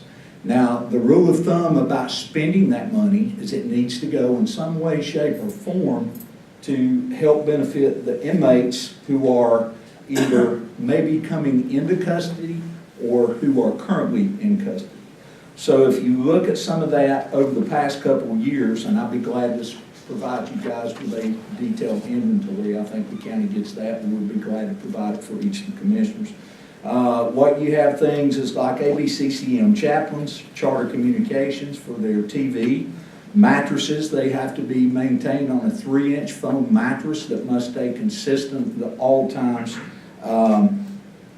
Some commissary supplies, correctional behavioral health, steamer for detention kitchen, RHA drug court and drug test. A lot of what this money has gone for is to fund diversionary courts, is to fund things. So as we start looking at inmate population where there's the opportunity to move inmates out, put them in diversionary courts, but there's attachments such as drug testing and things that are required, such as in drug court, that we've funded those things to keep those programs viable and keep them moving forward. So tonight is not unlike those other expenditures that we come forward, except maybe some of the expense of it. Tonight's expenditure that we're talking about is $97,000. Now that is to move the program up to the initiation phase to BIDA devices, and we're talking about iPad devices for the DA's office. And I'll let Rodney explain a little bit further, and Todd explain further as we go along into more detail about what all that hopes to accomplish and what all that hopes to do in moving information that will help us manage jail population. What I can tell you is the 9 days that it's been up and running, it has actually impacted 53 inmates in the jail. A lot of times we have to wait for a release order to come down from the minutes from court that day to come down through the clerk's office. And what's happening now is that information is moved very quickly from the DA's office. If days in custody are met and they're willing to let those folks go out on time served, what not the case, that they can move those. So it's saving us days in custody already, whether it's full day, half day. One particular incident, we had an inmate who actually got a release on a particular charge that allowed us to move him into DOC custody, which saved an entire weekend where we would have held on to that individual longer before being able to move them out. I'm going to let the DA and an assistant DA speak a little bit more in detail about what the program is designed to do and hopefully what we'll be able to get from the program. You know, we're scheduled to come to you in a few weeks and talk about jail expansion. So a lot of our thinking and a lot of the mind around this particular program is what can we do to avoid the immediacy of building a jail? What can we do to impact those jail numbers in a positive way but not sacrifice public safety? And so far this looks to be a good effort in moving forward. Now the plan is to go ahead, fund this thing, get it up and running. There are some continuing costs in connectivity with the iPad device. So what we want to do is look at it a year in, be able to, if the commissioners are so inclined, to bring them back a report so they can look and see what kind of days in custody and what kind of bang for the buck, so to speak, that we're getting out of this expenditure. Do the commissioners have any questions in particular about inmate welfare or anything specifically that I can answer for you before I turn it over specifically about this program? So the intent of this is to get move people out of the jail sooner. Whether we thought it was the best idea or the worst idea, the statute says it doesn't matter. And the reason this is off the consent agenda is, the reason it was on the agenda is we're moving money, and that's why it's even, is that? It does, and you know, I welcome the opportunity anytime to come over and talk with the commissioners about what takes place in our detention center. We have been ahead of the curve for many, many years and continue to be, and want to manage that inmate population fairly, effectively, safely, and actually, you know, with the programming, try to impact the lives that come through there in a very positive way. So when we get the opportunity to change trajectory for somebody coming through the detention center, we get the opportunity to do that. Several of you commissioners have come through and toured the facility and been able to observe some of the programming and the things that go on through our many partners like RHA. And so there's absolutely no problem coming and talking about what we do. Now, the one point I do want to make to you, it seems like a fair amount of money, and it absolutely is. Inmate welfare generates a significant amount of money that we're always looking to turn into positive things that impact the inmates or the situation that we have in the detention center. So the second part of the question, as far as, you know, how do you replace those funds? These are funds that are generated specifically from that inmate commissary that then turn around and have to be spent on the inmates in some way to impact their safety or the plant facility security without supplementing the budget. So, you know, but other than that, it's very general. I actually got up and took a phone call from Eddie Caldwell, who was our executive director of the Sheriff's Association, just to touch base and make sure I had it right before I came tonight. And I think we're right on target with where we are with what we're doing. Sheriff, thanks for coming tonight. And among other things, this feels like an opportunity for us to learn about a piece of the work that happens in the county we may not know a lot about. Is there a general annual number for how much ends up in the inmate welfare fund? I can tell you right now, it's $500,000. It's set in there. So it's not an insignificant amount of money. So when you look at $97,000 for something that may impact us in days saved in custody for folks who do not present a public safety threat, with evaluation, of course, going forward. I think you're going to hear about a lot of other things that this program is, or this particular portal will do as far as information to the public, and I'll save that for the DA. But as far as what puts it in the realm of inmate welfare expenditure is days saved in custody, and that's what we're looking for out of the program. Anything else? Thank you, Van. Yes, sir. I had this pulled up because we've had a few things on the consent agenda that weren't too good, so I had it pulled up. I've listened to the issue, and I want to listen more to the issue, and I appreciate y'all coming forward with it. Yes, sir. Thank you for the opportunity. Good evening, ladies and gentlemen. I want to express, you know, it's great to be on the consent agenda, but it's also great to make a presentation, so I appreciate the opportunity to come forward and explain what we're trying to do. And the sheriff did steal some of my thunder. This thing's been active for 9 days, 9 business days, and there's my PowerPoint. And we have dismissed 53 folks who are ineligible to be held in custody, basically. And so these are folks that we agree that should not be in custody, and we're getting them out. We're getting them out faster than they've ever been released from jail through a tool called e-filing. It exists, and it's not used. It's not implemented. So I have a rather bare bones PowerPoint here. It's not particularly flashy. When I was thinking about an analogy for this, I thought of the card catalog system. And what we have right now is we have a card catalog system of justice. We file paper. It goes in shucks. It goes from one part of the courthouse, the clerk's office, to the courtroom. It all gets refiled. It gets shuffled back around. It gets over to the jail. And the technology that's very frequently used to move someone in custody out of custody is a ballpoint pen and a court docket compared with a jail list to get someone out of custody. What we hope to do here is move to that period when we used to have libraries with card catalogs and computers where you could search the database. And now, as you know, along with the card catalog now is no longer manufactured. It's no longer part of our libraries because the digital media is so efficient. Time is money when it comes to folks in custody. We understand that. We've discussed this numerous times with the Sheriff's Department and his budget director. We've laid this out and had the defense bar test it. We've had 80-some people sign up to participate in this program. We think it's really going to speed things up.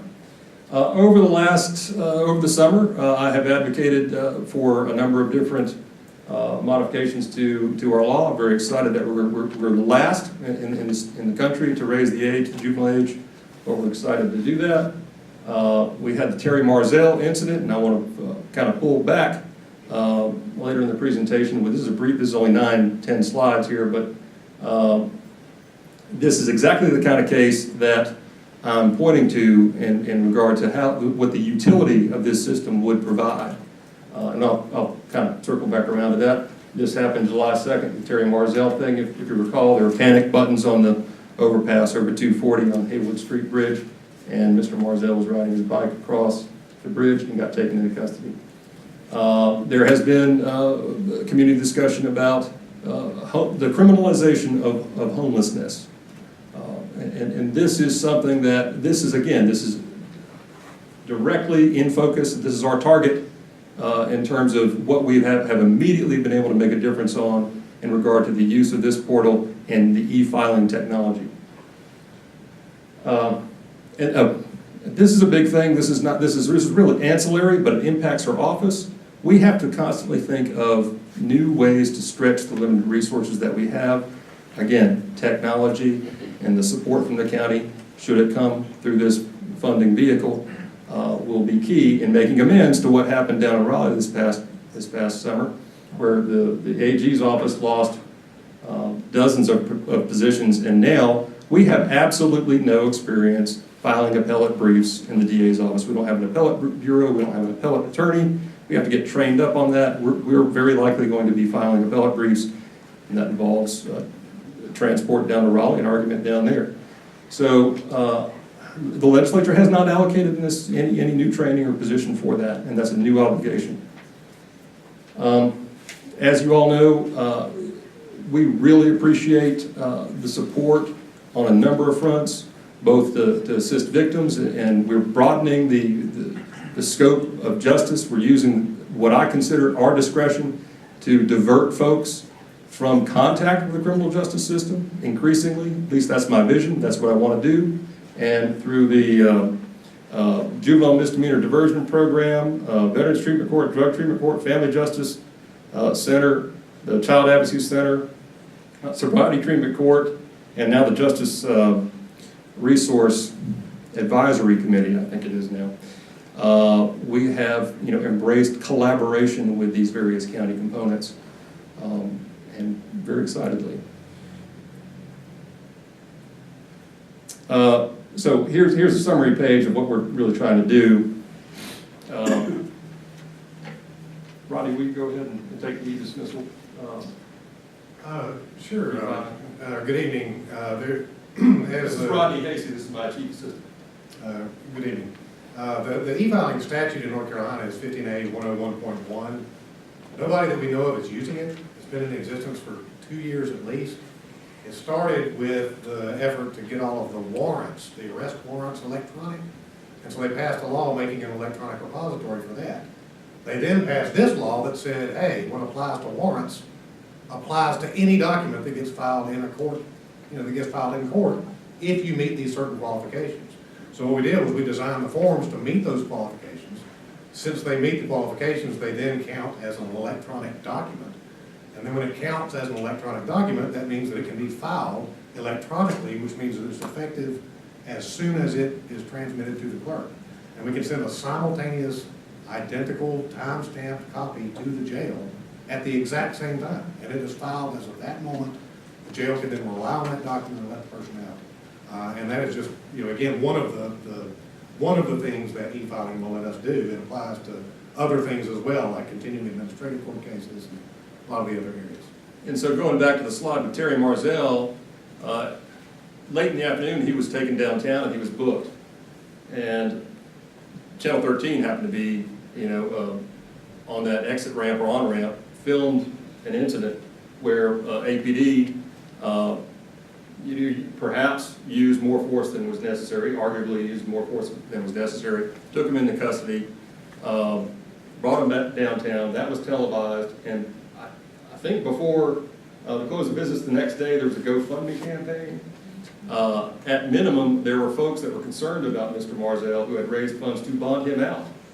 But if we had received word that the only reason why Mr. Marzell was arrested was to remove him from the bridge because they thought that that device on the side of the bridge was a potential explosive device and they were concerned about his safety, with that knowledge, we could have filed a dismissal remotely. It would have gone to the jail. Mr. Marzell would have been out. From what I understand now, there's potential civil litigation and other things that may impact the city. The wheels of justice grind slowly. We want to speed them up. The e-dismissal program will do a lot to address that gap in time between the close of business at the end of the day and the beginning of business the next day, or Friday at 5 o'clock and Monday morning. We've dismissed 53 folks who are generally, we're talking about charges that are intoxicated and disruptive, or second-degree trespass, which is basically, again, arrested for being homeless, misdemeanor breaking and entering, and it's somebody finding a place to take shelter out of the rain, essentially. And very, very quickly, I have copies of all the dismissals. If you want me to just hand them up so you can, if you have any desire to look at them at all. It shows how the electronic signature is reproduced on it. It shows how it's dated and timestamped. Basically, we use a submission form on these devices to enter the information, and then it creates this document and timestamps it, and then attaches it to an email, and then emails it to the clerk and wherever else we want to. It also emails it anywhere we want to in our office, which helps us automate a ton of things. Like when attorneys request that someone who is in custody, like on an HRI felony plea, this allows us to automate that and set up a process where they can use a form, it goes directly to us, and then it allows us to direct that through our process so that we can get it pled that much sooner. Well, I see that you zeroed me out on the PowerPoint, and so I don't know how long, I get going sometimes and I don't realize how much time I'll try to be brief, but the e-dismissal thing is... You gotta put drawings on there. Yeah, I need to sharpen it up a little bit. It's when you have me on the consent agenda that I'm off and then I'm back on, and then, maybe another meeting, it's hard, I'm sorry. But the e-dismissal thing is the first step, and then we really want to drill down on the felony pleas. This is just a start. We've only been doing this for 9 days, and we hope to have many more results to talk about in the future. The cost sheet. These numbers come from the sheriff's budget director, Sherry Powers. Total cost for housing an inmate for 1 day is $111. We're conservatively estimating that we're saving at least a half day for these 53 folks that we've dismissed on minor misdemeanor charges that they are not eligible to do custody time on. We are estimating that we've already saved the county, per this metric, $2,941 and change. And going forward, if we continue to produce at this level, about 10 months, the project would be effectively paid for using those metrics. Long run, we want to do. And this is going to be. It's a community access portal. All those points of collaboration that we have. Family Justice Center. We have victims. We interact with victims. We have essentially two phones at the front desk now. Right now, we want to provide a portal so that folks can communicate with our office, with victim witness legal assistance, and our ADAs in a much easier fashion. Paperless documents, expediting discovery, and ultimately, I know the sheriff is supportive and excited about this. We want to replace the paper subpoena process if that's at all possible. So there's a lot that we hope we can do with this. And replacing the paper subpoena process will keep law enforcement doing essentially what they're charged to do rather than serving paper. I think that's it. Any questions? I have a question. Okay. No, you go ahead. Oh, okay. Two. One is, when you talk about the 9 days and 53 people, who were let out, how many days of jail time did that save us? Yeah, if you have. It's, a lot of it has to do with just the way that the information is processed. Right now, there's a misdemeanor in custody calendar, that's what it's called. And they go over there early in the morning, at like 7 o'clock, they go through and they identify these minor misdemeanors and they make a calendar. And what normally happens before this started is that that calendar would go into court, the people would be, the inmates would be brought to court. They would either plead for time served or we would dismiss them. And then at the end of the day, after court was over, at 5 o'clock, for 4 or 5 o'clock, the clerk would make a copy of their minutes. And then they would physically deliver that copy of the minutes over to the jail, and then they would go down and they would release the prisoner based on it. And so the savings comes in. They are emailing me the misdemeanor calendar every morning at 7:30. And I go through, and for the cases that are appropriate, that we're talking about, the class 3 misdemeanors, the minor offenses, I do the dismissals right then. They get generated, immediately sent to the clerk and the jail, and they are out within a half an hour. So as opposed to they get out at 7:30 or 8, as opposed to between 5 and 8 that night. And if they had a weekend, it could be 5 or 8 that night, and then it could be Monday. And those are meals saved, that's security officers that aren't looking after bodies that don't need to be there. Another question I have, and maybe I misunderstood it. You said it costs $111 a day per inmate? That's the number that the sheriff gives us. Well, and there are a number of different numbers, that's the total. Yeah, because somebody told me $13 or $14. Well, Who's right? Yes, sir, it's more complicated than even I understand, but they do have different designations, like they have how much it is to add an inmate to the current population, and then they have like a total cost, and so the total cost calculation is, Yeah, please, yeah, man. When you talk about $13 or $14, you're talking about just the things that we're required to provide an inmate and just the overall, I guess you would call that maybe soft cost of what they're provided daily. When you get into that $111 figure, which is what we have to do to submit to the federal government for them to give us a rate of what they reimburse, you're talking about administrative charges, you're talking about the total operation of the jail that would incorporate not only those soft charges, but all that facility cost to the administrative cost, which is a pretty complicated formula, but that's where you get your $111. So, Sheriff, excuse me. Sure. We're just getting $100 a day for federal prisoners right now, so that means we're losing $11 a day on that. Well, it depends on, so here's the thing, Commissioner Fryer, if you've got, those hard costs are the same whether your jail is full or half full. So those are things, if you look and you say you're losing that kind of money, not really. So when we're projecting that money out and we're getting a dollar figure for the federal government, which Mecklenburg County is somewhere around $200 now. They just renegotiated their contract. I believe that's correct, is it not, Sherry? I think they just renegotiated for somewhere in the ballpark of about $200. You really don't lose that by housing. What you're doing is you're generating that revenue and you're making up for your administrative cost and the other continual costs within the jail. Did that answer? Yeah, it basically, we budget each year what we think the jail's going around. You got X amount of people in the jail. Not people, but you have X amount of help already in the jail. Correct. So whether somebody in the jail or not is costing you X amount of dollars per day. That's correct. So that's the way I can understand it better than. Right. It gets confusing when you start talking about. When you're what full, the it turns cost it down, of the it jail. changes the cost, it pulls it down some. Correct. so thank you all again for being here. I think I've made it clear in the past, I'm all about diversion and not a new jail, so I appreciate any effort. And to me, it's not about the cost. If somebody's in the jail that doesn't need to be there, and this is a way to expedite that, then that's what we need to be doing. And again, even if I didn't think this was a good idea, by statute, you have the right to do this.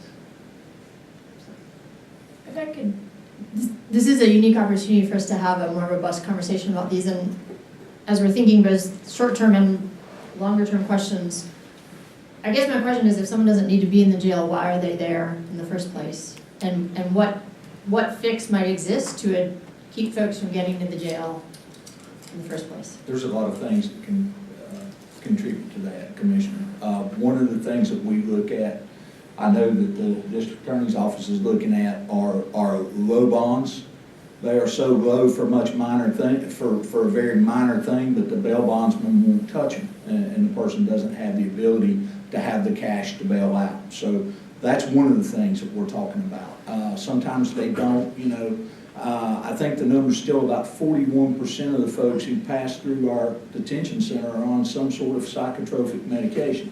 So you have a lot of mental health issues with the individuals going through. And then if you attach that dual diagnosis of substance abuse there, you get a lot of folks in that detention population that can't navigate themselves out, even though they're there on very minor charges.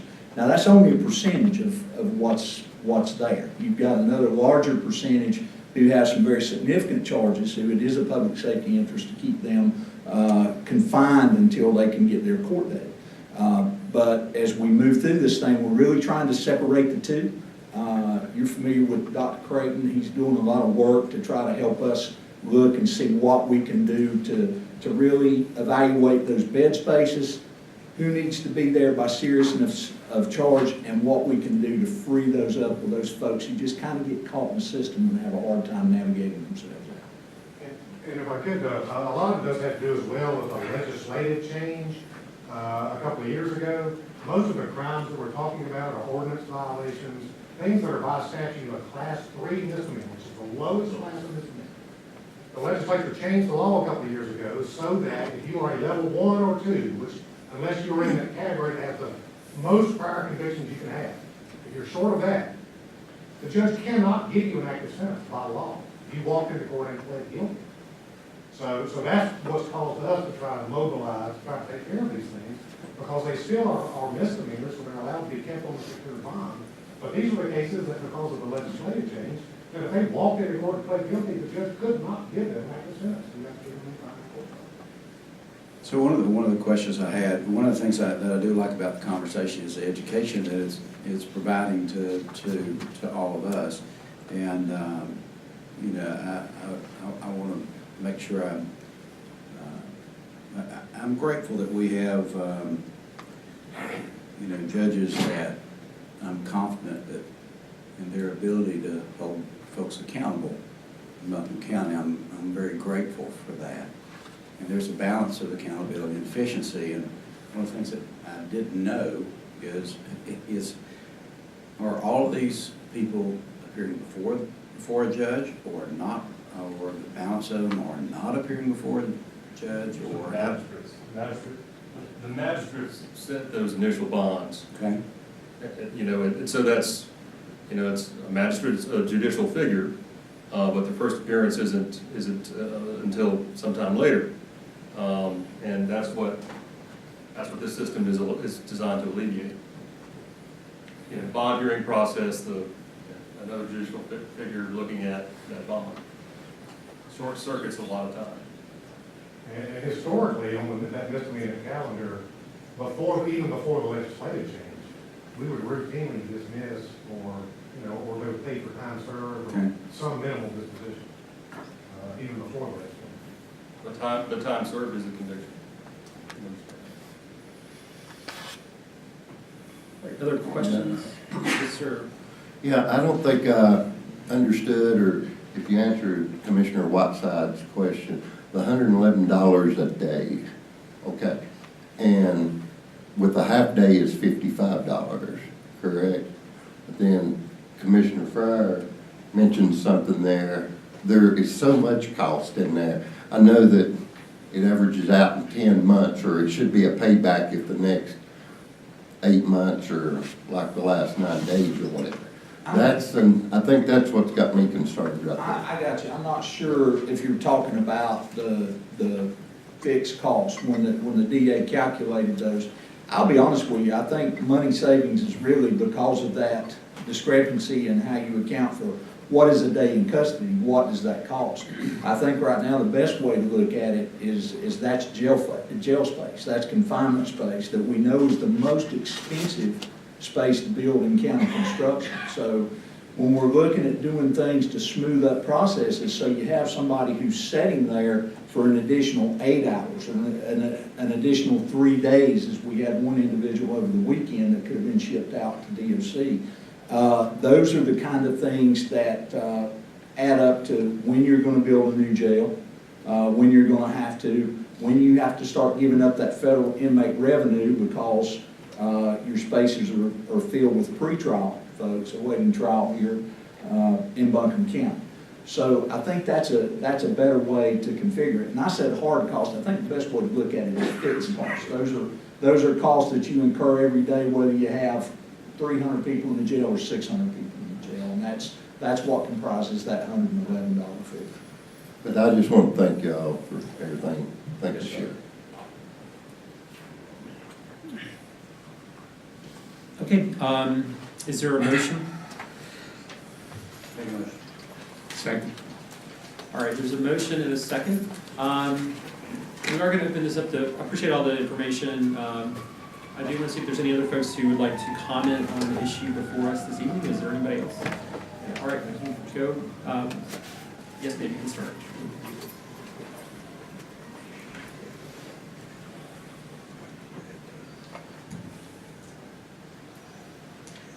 Good evening. I'm Leanne Melton. I'm the Chief Public Defender for Buncombe County. Thank you for the opportunity to speak. I want to say that I am all for dismissals, and it seems like a lot of dismissals are happening electronically over the last 9 days without any additional equipment. And that is happening without $97,000 for iPads for the District Attorney's Office. I want to say I commend and applaud the District Attorney's Office for the website that they have created. There are some very beneficial aspects to that website that have been created, and I want to give them a shout out for that. But in this situation, I would ask the Commission to consider whether or not the inmate commissary welfare fund is where this money or this funding should come from. Maybe if the County Commission thinks it's appropriate, it should come from the general fund, but I would ask the Commission to look what would not be funded from the inmate commissary fund if this $97,000 is used in this way. And I don't know specifically what wouldn't be funded, but I know that in Durham County, they use the inmate welfare fund, which the inmate welfare fund in Durham County, I believe, only comes from the commissary. It doesn't come from the phone calls. I think we do that differently here in Buncombe County. They fund a GED program in their jail for 16 and 24-year-olds. They spend $86,000 out of the inmate welfare fund for that. As Sheriff Duncan, who I will say runs a very good jail, he has a very good staff and is very helpful in trying to work with getting individuals out of custody who should definitely be out of custody. Other things that Sheriff Duncan mentioned that are being funded by the inmate welfare fund includes mattresses, administered from the ABCCM shelter. Drug court receives funding from the inmate welfare fund.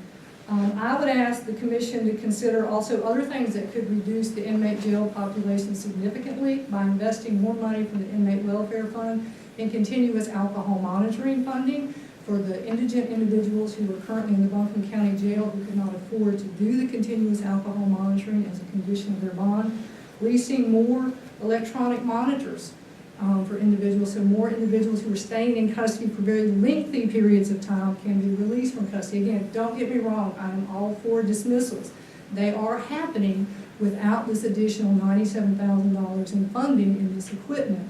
So I would ask the Commission to consider that and ask the Commission to look into the utility of using this funding for this equipment before you make a decision in this matter. We'll get Judge Hill and we'll come back and we'll get it to everybody.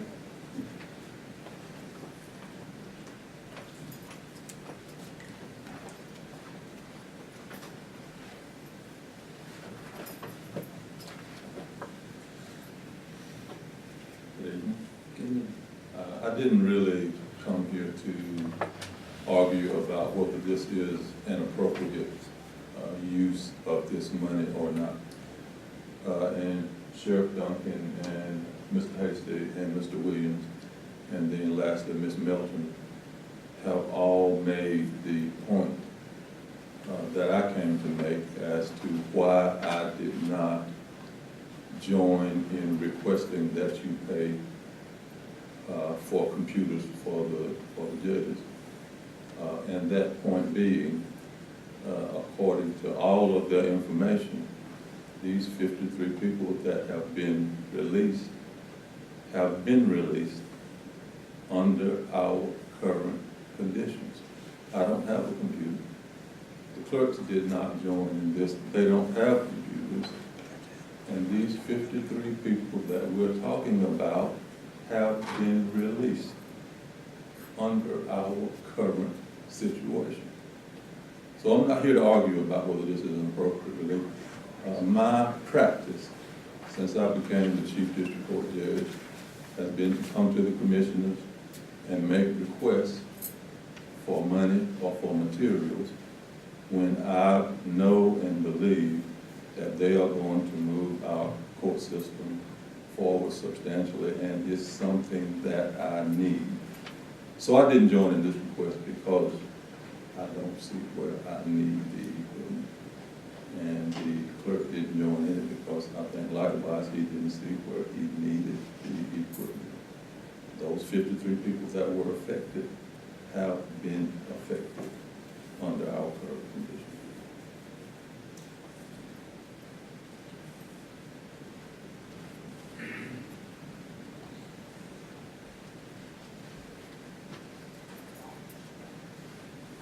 Good evening. I'm Kathy Lamont. I'm an attorney in private practice. I do only indigent appointed work by choice. That's what I came to do. I went to law school really late in life. I've only been practicing a few years, but I love doing indigent defense. I want to say that I am a big fan of our sheriff. I deal with the jail a lot all the time. I want to say I'm a big fan of our DA, Mr. Williams. I've supported him, and I'm a big fan of Rodney Hasty, who, and I've worked really closely with him trying to help support this and bang on his website that he's been working on and trying to make sure it's good and ready to go. I've used it repeatedly since it's in the last 9 days to file motions and do other things just to sort of get that worked out. So I'm fully supportive of this, and I believe that not just what Rodney's seeing or what I'm seeing of what Rodney is saying about, excuse me, Mr. Hasty, is that it's not just those things that, I see beyond that, ways that this could really help our criminal justice system become more just. And I won't even go there for now. But I would like to echo Ms. Melton's concerns about where it's coming from. I have so many indigent clients who sit in this jail with nothing. They don't have any money for extra food, and they are hungry. Every single one of them says if they can't buy extra food from the commissary, they're hungry. We have the great RHA people. That's the I don't even know what it stands for. Our RHA people are wonderful, and we need more services. I've got people right now waiting for RHA to come and deal with them because they can't. And I text people and say, can you come up with a plan for this person? Can you go see this person? And they say, we can't do any more emergency stuff. We've just been told we can't do any more emergency evaluations. And so that's what we need, is actual services that provide for either mental health, substance abuse. I don't need them to be coddled, but we do need to remember that some significant number of the people who are in custody are pre-trial. They haven't been convicted of anything. They're not being punished yet. It's not time to punish them yet. Okay? And so for those people to not we want them to get on their feet, to make better choices, to not end up in this situation, even with the presumption that this is what they did, that they did what they're charged with. We need to give them as many opportunities as possible to take those steps forward. So I'm just going to echo the concerns that were expressed about using this is a fifth of the budget. 97,000 out of 500,000, that's about a fifth of the budget. A fifth of the pool of money. That's a big chunk. They could, that could fund another staff person. They could do, I don't know how many studies. Anyway, I'll leave it there. Thank you very much for your time. Thank you, Ms. Lamont. Mr. Rice, I'm not You did comment on this item in the initial public comment, and I did state that if you comment, then you will not be allowed to comment a second time. Anybody else? All right, bring it back to the commission. I'd like yeah, I'd just like to take a moment to comment on this, and I also, before doing that, I'd like to get some guidance so we have total clarity about what we're being asked to vote on here, and a clear understanding of whether we're being asked to weigh in as a commission on the merits of the proposal. And then after that, I'd like to, once I have that information, I'd like to comment. Thanks. Thank you, Commissioner. What's before you is a budget amendment. Clearly, how those funds are expended is the decision of the sheriff, but he technically can't move that money without a budget amendment. So what's before you is a budget amendment. I would like to just make two other points. Is we invest significantly in supportive services in the jail and diversion programs for our community, and this board made a decision in February to invest another $550,000, which will come online in October. So we are addressing many of the service needs that came up tonight. I'll also tell you that the sheriff mentioned he's coming back to the commission to talk about jail space needs. And as a part of that, he's working with Dr. Lee Creighton and Rachel Nygaard to bring forward other proposals about programs and services that could help us further diversion efforts. So of the things that Ms. Melton mentioned and Ms. Lamont, we really want to hear about those and see how can we include those in those funding proposals. Thank you for that clarification. I want to be really precise because in how I phrase this, because there's a lot of really tremendous work happening at the jail. I had the opportunity to tour it. There's a lot of to be applauded about the DA office's efforts to modernize and bring the technology they're using into the 21st century and create new efficiencies in how our systems work. And I understand the needle we're threading on the manner in which this has come before us. I recognize the authority of the sheriff to ultimately make the decision on this. But since we are having this discussion, the point I want to raise and the request I'd like to make of fellow commissioners, the point I'd like to raise is that is whether there's a line we can clearly connect between the purpose of the Inmate Welfare Fund and the purchase of iPads for the DA's office, and whether there might be other funding mechanisms available for the modernization going on in the DA's office so that these funds can be preserved for a purpose that is very specifically delineated. Folks who are in the jail in Buncombe County are also our constituents, and they often don't have a voice. And it seems to me that in the way our system works, this fund is one way to carve out resources dedicated in very clear, direct ways towards their immediate needs and well-being. So I, for instance, would be very open to considering other avenues for funding a proposal like this. I just am struggling to connect those dots, and on the basis of that, would like to request that rather than voting on this tonight, we take some more time to look at this as a commission and look at whether there might be some other opportunities. I don't know what the will of the board is on that, but I wanted to float that idea, and that's based on what I know tonight. That would be where I'd land. And I agree with Jasmine. And the only thing I have to say is, this is a budget amendment. And I've asked the question a number of times, how do we get stuck with this? Because when the sheriff has the money, and that's in his prerogative, I understand, but then when the sheriff wants officers, he comes before us and we have to approve it. But then the county manager, which beforehand could go ahead and furnish vehicles to the sheriff's department without coming back before us. So I look at this money as basically something the sheriff has brought up. Me voting for what he's going to do with it, I can't do that, but I can probably vote that he has a discretion to do with the money. But I'm like them, I'd like to see if there's some way that we can see where this goes. See, where did it come from? who put the program together? You know, that's, I don't want to get into that, but here we have something now that there's a program there. But how did this portal come about? Is it a state portal that everybody ties to, or, you know, that makes something work? I don't know. But the fact is I'm with Jasmine and Robert. I would like to just see this shelved until we can see exactly where it goes. I mean, I can't tell Van Duncan what to do with his money. I promise you that. And if this is what he wants to do with it, then I'd probably have to say yes. But if he'll just give us a few more days to look at it and be able to talk a little more about it. Well, where would the funds come from other than the general fund?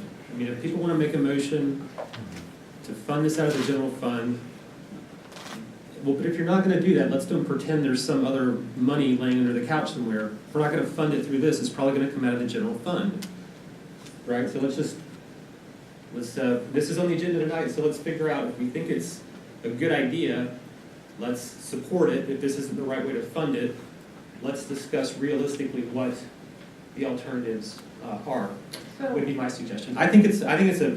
I'm persuaded on the merits of it. Well, and I think that there's a lot of benefits to the, by getting folks who don't need to be there out sooner. I think that creates a much better environment for the folks who are there. So I think there's a real public good, I think there's a good rationale for using these funds for this purpose, in my opinion. So I'm supportive of the proposal, but if there's not support for using these funds, let's talk about other ways to do it if people would prefer an alternative. And I really don't mean to sound like a broken record, but this is a budget amendment. What makes me gratified is we've been talking about jail diversion for a long time now. And I hear 7 people really excited about exploring other ways in the future to, the alcohol monitoring, all sorts of things. To me, nobody should be in jail just because they can't afford that device to monitor their alcohol. That's a separate subject. But what's before us is a budget amendment. We don't have control over what the sheriff does with his money, it's clear. And I think if we want to explore other options to improve jail diversion, then when we can have that subject when the sheriff comes to us for other ideas for the jail. But for now, what's before us is a budget amendment. The statute says the sheriff can do what he wants with his money. And as Brownie said, Chairman, that's what we have before us. And I think he's coming back in 2 weeks I'm thrilled that everybody's concerned about jail diversion. So, well, I like the way you just put that up. That Van can. Can you say that again? That we're voting on we're just voting on the money being moved, as far as I'm concerned. It's their money, what they do with it, I'm just going to vote on, I will vote for the money being moved, but that's the part that I just wanted to lay at, is we're going to vote on, what do you call it, Ms. Hunt? The budget amendment. Budget amendment, right. So, And I'll just leave it laying there. So any programs that we do in Buncombe County, we're pretty good about measuring them. Absolutely. Okay, so, and I would agree with my colleagues that this has been extremely educational for me, and all 3, those that spoke so well, it's just been very, very helpful to me. But this will be measured. This is a budget amendment, as a consent agenda. The sheriff has authority to do. Yes. The purpose of moving it forward was to have this discussion so that we could hear what everybody thought. The authority is still there to do that. If we want to do anything different, then we can certainly do that, at a later time. But I would challenge everybody that's passionately on both sides that they hold us accountable, we hold them accountable to measure this, even though it's a small amount, but it's in general, as far as the size of the budget, that we do that. The reason I made the motion for it is not to be on one side or the other of the discussion, is that it is a budget amendment. that we move forward, and that's why I made the motion. And, you know, I agree with Ellen and what several others have said. I think it is a budget amendment, and it's within the authority of the sheriff recommended to use those funds. But my question is, what I learned from this, and I would just like to throw it out as information from me, is that's a lot of money to make off about prisoners. And when I hear that they need additional food, we're not feeding them. I mean, you know, this brings up other questions that I have. But as far as the, you know, this budget amendment is concerned, I will vote for it. But I do have some concerns when you start talking about 500,000 or more a year off of prisoners. I don't know.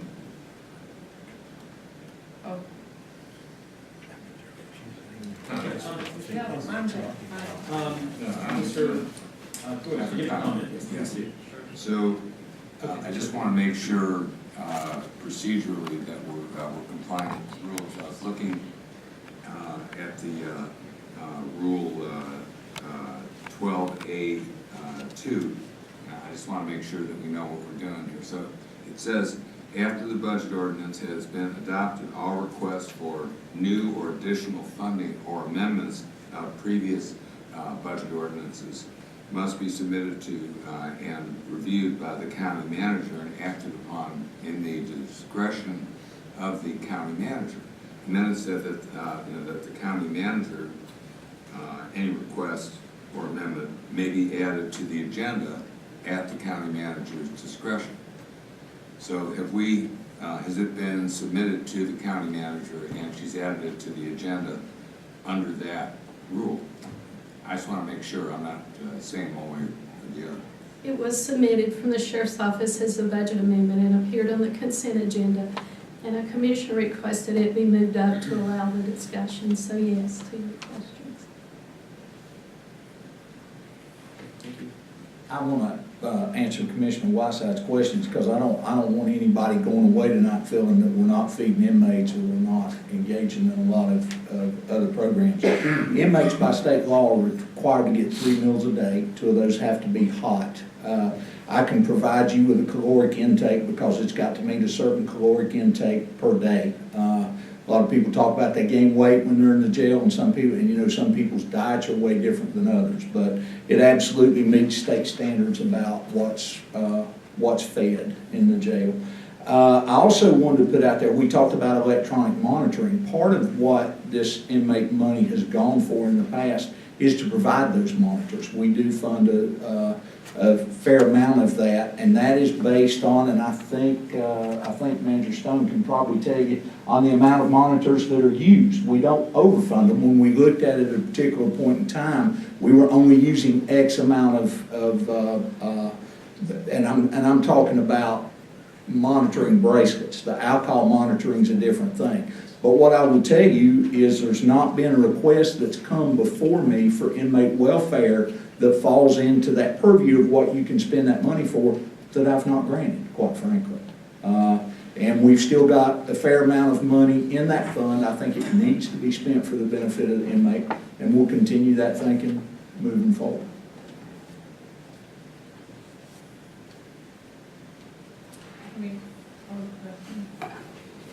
So we do have a motion in a second. I mean, I think this is a very good discussion. So, but and I guess I would just go back to, because it sounds like what I'm hearing is everyone thinks there's a lot of merits to this. There's questions about, is this the right revenue source? Realistically, what would there be besides the general fund? To that, is there anything? Are there any other ideas that are people aware of? I'd like to just drill down a little bit.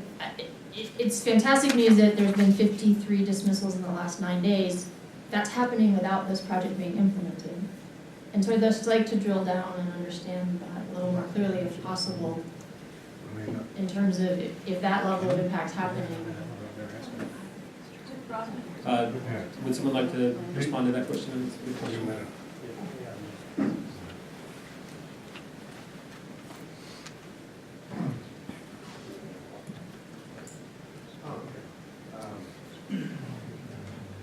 I'll try to be really brief. I was in the district attorney's office under the prior administration, and I sort of supervised the district courts and things like that. I went into private practice, and at the time I went into private practice, I had a list of like 10 things that we were doing that were just really dumb to do it that way. I mean, honestly. Like involving paper, real-time transmissions, subpoenas that we deliver in stacks to police departments that don't even get them to the officers. When I went into private practice from that side, I saw, added another 10 things to my list. Just ways that we're doing things that are just don't make any sense, and we're only doing it because we've done it that way for this long. And so that's what this originated in was, we actually started out spending our own money. I mean, you know, so that we could start developing this, and this was a year ago. And there have been multiple phases where it just sort of developed into something that would take care of 18 out of those 20 problems on my list. And one of them certainly is the jail diversion part. But the other part is it ties into the Family Justice Center. It has a special page for domestic violence victims. It has a special page for sexual offense violence victims. It has a section where we can continue to administrative court cases to keep bodies out of the courtroom, which is one of the big problems. So I mean, that's the way it developed, was that, you know, just from my perspective of supervision, I go from the Superior Court all the way down to the traffic court. And what he hired me to do was to keep everything moving. And so I've been doing that for a number of years now, and I probably know more about the actual mechanical operation of the courts than just about anybody else. And that's what this was all based on. How can we look at this whole overall thing and eliminate these really wasteful things that we're doing and accomplish the same thing, but just do it spending a lot less resources? There's multiple different benefits to this. You know, I had a laptop, and I was somewhat fretful that I have to come over here and bring my laptop and try to connect it to display the PowerPoint with VGA cables, because I don't have an HDMI port on my laptop. That's the first world problem. But if we have this connectivity, we have 1,000 people coming into the courthouse every day with traffic tickets. Right now, we pretty much ask people, have you ever had a ticket before? You know, in our discretion, we might give a reduction, even a dismissal based on that answer. But with the wireless connection, we can actually run record checks. And before we do a reduction or dismissal, we can know who we're talking to. So there's a public safety benefit to it.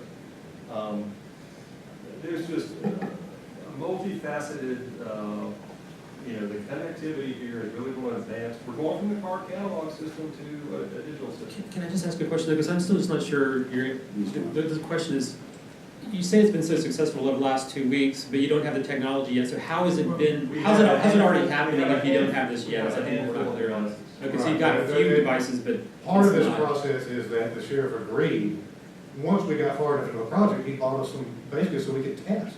Okay, so you have a few devices now, but not the numbers that you would have if it's And I will fully. tell you, I will tell the commission, I designed them to be processed on these devices, and I can process them just like that. I was in a meeting with law enforcement about a homicide case, and I continued 10 administrative court cases. I mean, it's literally that easy with these devices. We can also do it outside the courthouse, we can do it at home, we can do it standing in an administrative court line beside somebody with a calendar and the CJ leads to look up the record, and the form to do the reset of the dismissal. There is no way I would have been able to do those 53 dismissals if I didn't have one of the test devices. So how many do you have to help? Well, we have 2 old ones that we initially did the testing on, and then once we basically approved the final, you know, the package, the way we wanted it to be, they bought 2 of the new ones that we are currently using. Okay. So we had 2 old ones that we're going to use for slots, not for visiting time. Initially designated for that. But we have 4 of them. Thank you. Any other questions or comments before we go? I'm going to vote for the money, and that's it. I'm voting it because the sheriff feels like he's comfortable. It's his money. What he does with it, that's up to him. As far as anything else, I won't vote for it. All right, there was a motion made by Commissioner Belcher. Who seconded the motion? Commissioner Whiteside. All in favor of the motion, please say aye. Aye. Aye. All opposed? No. Thank you everyone for being here tonight and for the discussion. It was a great discussion, and keep us posted on how it is working going forward. All right. The last items on our agenda this evening are the board appointments. So we have first up the Women's Commission. And the recommendation from the Women's Commission is to appoint Anya Rabiak for this position. I'll nominate Anya. Second. Any discussion? All in favor, please say aye. Aye. Any opposed? The Tourism Development Authority, Chip Craig is eligible for a reappointment. Nominate Chip Craig. Second. Any discussion? All in favor, please say aye. Aye. Any opposed? On the Land Conservation Advisory Board, Garrett Arts is the Riverlink representative proposed for replacing the spot that was held by Karen Craig Nolan. Nominate Garrett Arts. I'll second that. Any discussion? All in favor, please say aye. Aye. Any opposed? On the Farmland Advisory Board, there are... I'll nominate David Lee, David Nelson, Ed Bullock, and Terry Wells. I'll second those. Any discussion? All in favor, please say aye. Aye. Any opposed? All right, and on the AB Tech Board of Trustees, Gary Roberts declined the appointment that we decided on at our previous meeting. So, I'll nominate Keenan. I'll second that. any discussion? All in favor of Keenan Lake, please say aye. Aye. All opposed? All right, thank you. A couple of announcements. On September 19th at 5 p.m., we'll have the regular meeting of the Board of Commissioners here at room 326 at 200 College Street in downtown Asheville. On September 26th at 12:30, there will be a commission workshop to discuss pre-K and early childhood education in the first floor conference room at 200 College Street. We have a closed session to discuss two legal items under General Statute 143-318-11A3. Since Kathy Hughes is not here this evening, the minutes of the closed session will be recorded by our county manager, Mandy Stone. We need a motion to go into closed session. All in favor, please say aye. Aye. Aye. Any opposed? We do not anticipate taking any action in closed session, and nor do we anticipate taking any action when the commission comes back into open session. We plan to just adjourn the meeting at that time. Thank you.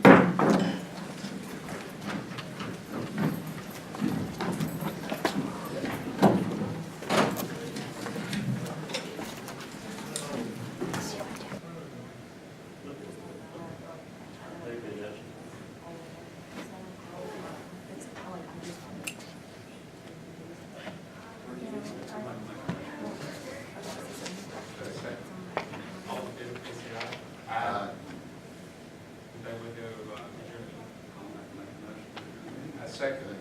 All in favor, please say aye. We're adjourned.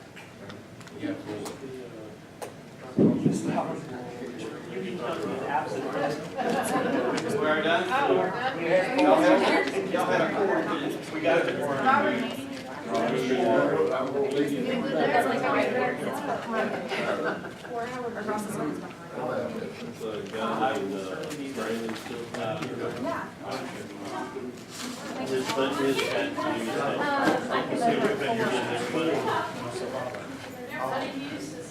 Hey, Brownie?